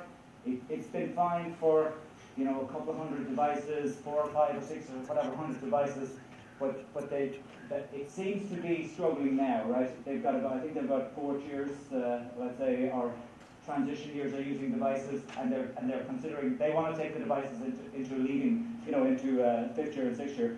So the question for them is, will their existing Wi-Fi actually carry them all the way, or will they actually, the worst case scenario is they actually get a new Wi-Fi system, because it's just not, the product that they got is just not up to scratch, right? And that's a very difficult decision. So at the moment, we're in the mode of kind of saying, well, fix the problem on the existing Wi-Fi if you can. Try everything to fix that problem, because the alternative is pretty expensive. And then if you have to go the alternative, it's the wireless framework. So that's just like issue the RFT, evaluate the responses, decide on the implementation mode, phased or whatever, and then implement it. Moving from server to cloud, if you have a server, and I've come across lots of schools and they call me and say, I think we need our IT provider is telling us we need a new server. And that's not surprising, because that's what IT providers do, right? And you know that they like nothing better. But I'll talk a little bit about IT providers. But that is the nature of the beast. A new server is the best solution from their perspective. So you may need more storage. You may need to upgrade. You may be slowing down, and there's tech support issues involved. The objective is to reduce costs, reduce tech support, or whatever. And obviously you need to identify where you're struggling. Is it data storage? And if, for example, it is data storage, well, there are options in the cloud, right? You could go Dropbox, Google Apps, Office 365, or whatever. Run a trial, see if it works, and then implement. The fourth one, maybe more so post-primary, maybe not. A lack of student access to devices. So that computer room, you can never get the time, you can never schedule the time to go in there. And obviously the objective is to have student access to devices so they can do research or whatever it is. So look at this is a planned process. So obviously you have to talk to your teachers first. You have to implement something with your teachers in year 1, and maybe go with your students in year 2. Consult with the stakeholders. There's a lot of work involved in this for a whole school, not just the principal or the ICT coordinating, but for the whole team to actually get together, and the parents and the board of management. That's a big step. Okay, just some practicalities. We have existing procurement frameworks. So we've got one for PCs, notebooks, laptops. That's all in the one. We've one for digital projectors. We've one for Wi-Fi. We've one for Apple equipment. We have one for Chromebooks and Android devices, and we have one for post-primary for DCG and CAD. If you've got other procurement requirements, I'm doing a new one for projectors, interactive flat screens, visualizers, and digital signage. And I'll have that hopefully ready in about June. And then some schools call me, often new schools, and they're saying, look, we actually want to upgrade our whole network. How do we go to tender for that? Who do we go to? Send me an email, we'll figure something out, right? So for the network, for voice over IP, I'm thinking of changing over my phone system or combinations of the technology. And then another question that comes up a lot is, do we have to use the frameworks, right? Is it mandatory? No, they're not. They're useful tools. So if you can find better value out there, and that can be achieved from other suppliers, schools should seek what I call apples for apples. Apples for apples quotes from both framework and other suppliers, but not compromise on quality, right? So a school called me the other day and they said, look, we got a great deal from PC World, and it's €100 cheaper than your bloody frameworks and whatever. Why would we use them? And I said, just send me on what you got if you want, and we can talk about it. They were getting Windows Home. They were getting, instead of Windows Professional, they were getting no warranty. Well, they were getting a 1 year, I think, return, so you have to bring the thing back. It wasn't apples for apples. In fact, it was very poor quality. And I called a person who was on CESI. I won't mention their name, but they were very helpful. And I said, if you got this PC coming in for you to be repaired, what could you do? He said, I wouldn't touch it. I couldn't touch it. He said, I can't open the bloody thing. It's pretty well glued together. So anyway, that's okay. Why use ICT procurement frameworks? I try to present them in a non-technical language, practical and useful. You can specify any device. Like, I know a lot of people stay with the templates, and hopefully that means the templates are kind of representative of what people want. The template kind of says, I'll show you in a minute. So we give you some templates, the standard terms and conditions, and there's good warranty built in.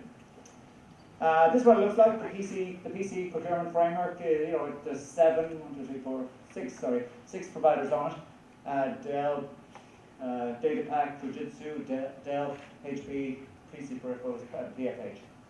The notebook one is kind of similar, and different specs in there. This is a template that is part of those little documents, those guideline documents. So, dear supplier, please quote for X notebooks of the spec below as per the OGP framework, because they're based on the OGP framework. The operating system is Windows 10. If you're going, this is a Windows device, so a Windows 10 professional 64-bit, a high-quality mid-range multi-core processor. The reason that terminology is there is you can't really, oh my gosh, is you can't specify Intel. Anyway, the spec is there. Tech support. Satisfaction with tech support varies from very happy to not so happy. Okay. There's no consensus on the best model of tech support. However, it might be a company, it might be an individual. Each school is different.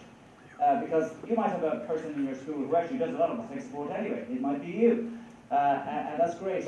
Maybe it's not so great for you, but that's the reality, right? So if you're doing that, then you may not want to get something external. But so every school is different, and other factors apply. You need to have a suitable provider, right? They need to be technically competent and have good process.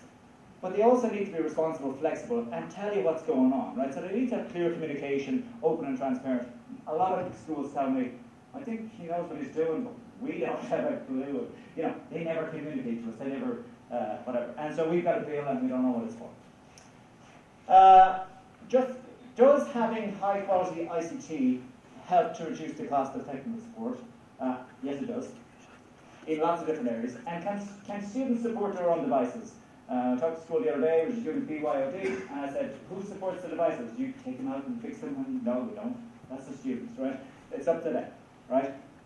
5 ways of reducing costs. Move to the cloud.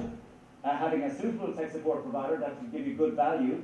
Move your phone system to IP. Have a managed print solution where you don't pay for a big chunk of hardware or whatever, and maybe move to BYOD. A couple of things on IT providers.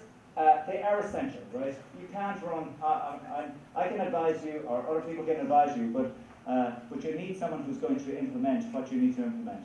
They're not charities, so they may do something for free every now and again, but it's not going to, they need to be sustainable, right? They need to make a profit to remain sustainable. Like, if somebody's giving you something for cheap the whole time, well, what if they can't, whether you call them up next week and they're not there because their business model is wrong, they need to be sustainable.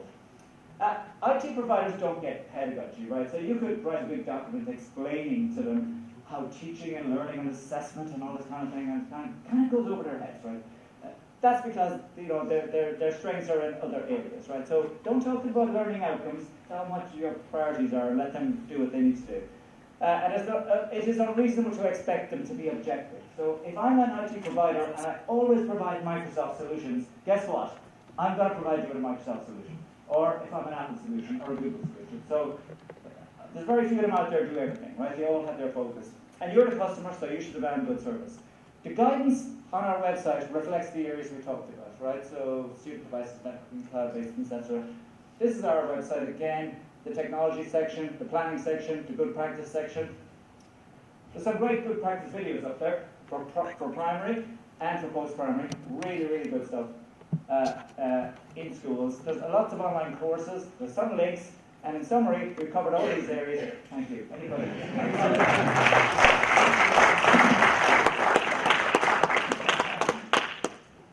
Any questions?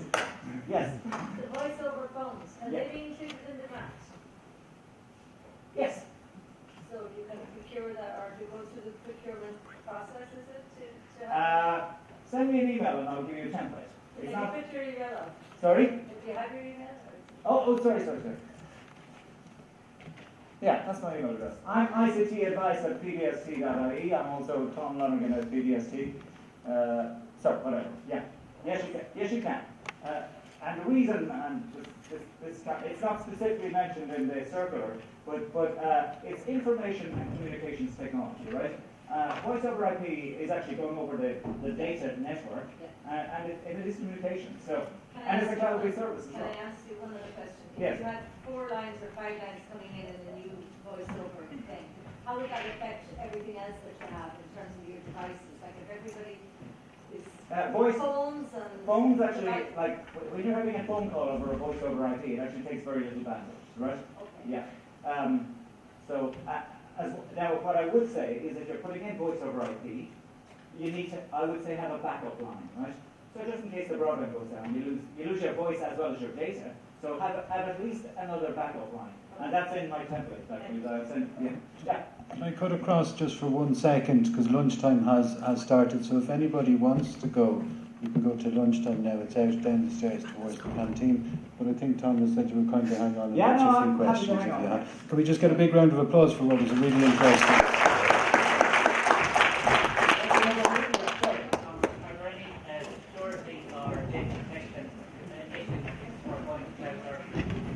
Yes, there are. basic level, some people would say to me, well, isn't my data much safer if I've got it in my server in that room over there, which is not most of the time. And I say, yeah, but what if somebody comes and steals your server, right? So in relative terms, I would say the cloud is much safer, but having said that, there's lots of things you need to do, like along the lines of what Siobhan and Sinead were saying, you can't just put it up anywhere, right? It needs to be on a reputable service. You need to get the terms and conditions that you're happy with and stuff like that. And sometimes I would say, as a general thing, post it in Europe or ideally in Ireland if you can, right? Because let's say the data protection laws in the States may be changing, right? Or maybe they've changed and maybe changing more, right? So, any other questions? Yeah? Tom, just on the content filtering, do you find that all 6 levels of filtering are being used, or are most schools either on level 3 for students and level 6 for staff? Most schools are on level 3, 4, 5 or 6. Right. The schools that want to block YouTube are on level 3. Yes. But any school that goes with 2 levels of filtering generally puts staff on level 6 and puts students on, for post-primary, level 4, and maybe other. Now, an awful lot of primary schools are using level 4. So Okay.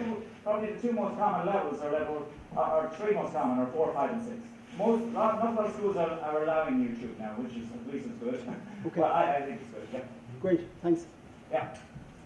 But you do need to involve your IT person when you're doing that, and they need to understand what you're trying to do. At a basic network level, you do it on fixed IP addresses, right? Yes. So effectively, this set of fixed IP addresses is one filtering level, and we map them there, but you've also got to map them locally in the school, otherwise you get a cross array.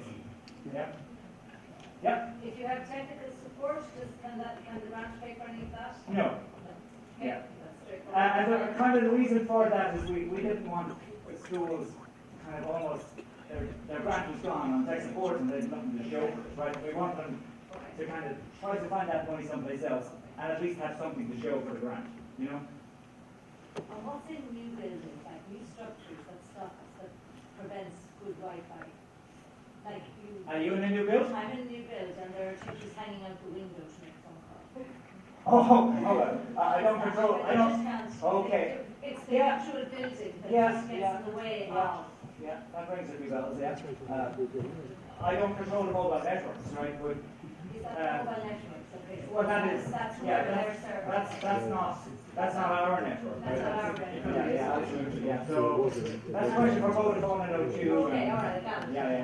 Yeah. But yeah, it seems to happen in new builds. I suppose a lot of concrete. But having said that, maybe like when you've got concrete walls, obviously but then yeah, I'd say I'm not sure what the mobile coverage is in here. Like with lots of, I'm not sure what the ceiling is like. If you can get out, some signals comes in. Sorry. Yeah, in the insulation, so you're very close back to insulation. Yeah, actually you're probably right. Yeah, that oil kind of thing. Yeah, I got it in my God. Yeah. We were talking to newer schools that struggle with extra thickness walls, maybe nice and quiet between classrooms. Yeah. Yeah, you're saying that's the same. Yeah.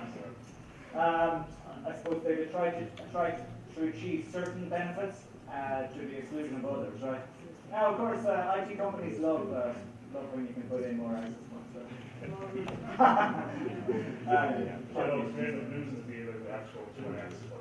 Yeah, that's true. And too many access points cannot be a good thing because they interfere with each other. There's full channel interference.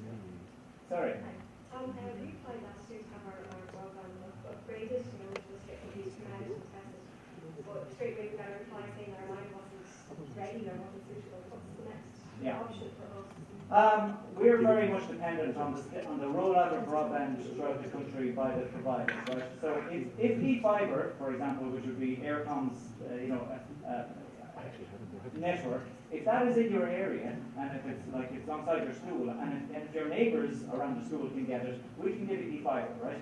If your neighbours around the school, and sometimes it's actually this neighbour can get it, we're the school, and that neighbour can't, then you're in the middle, so you might not, because it's the line coming up the road and whatnot. So if you can get it from one of the providers, if we can't give you eFibre, or something similar, or if you're lucky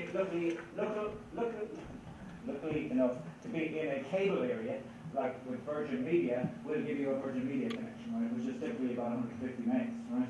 But otherwise, we give you a wireless connection. I know some schools still think they're on satellite connections, but you're not. That dish up on the or yeah, whatever that device over in your school. Oh, actually, the satellite dishes are still there. They actually haven't been taken down yet, but they're all disconnected, right? I'm trying to persuade the department to actually take them down because they're an eyesore. Yeah. But contact the service desk because things change, right? You go to air.ie, which was aircom.ie, you go in under broadband, you put in your telephone number of your school, and it should tell you whether you can get e-fibre from Aircom or not. If they can give it to you, we can give it to you. Fibre rollout.ie, there's a map there too. Yeah, fibre rollout.ie. Yeah, but the Aircom website, it's actually updated almost every day, right? So, if it's coming to your area, you know, there's a good chance that your school will get it, right? So the lead times are about 2 years after that. But having said that, do contact the service desk. It's not just Aircom here. We have 20 different providers of Wi-Fi around the country. So we've got Westnet in Sligo, we've got Permanet in Kerry and Wexford, we've got Ripplecom in the Midlands, you know, companies that wouldn't be very well known, right? And then we've got some of the other ones as well. And then we've got our primary and post-primary programs. Well, I just want to make sure these guys get their lunch, but otherwise I would continue on the conversation is essentially it. Yeah, no, any more questions? I mean, I'm happy to. Okay, all right, we'll call it there. Thank you very much. You have to do all this extra time.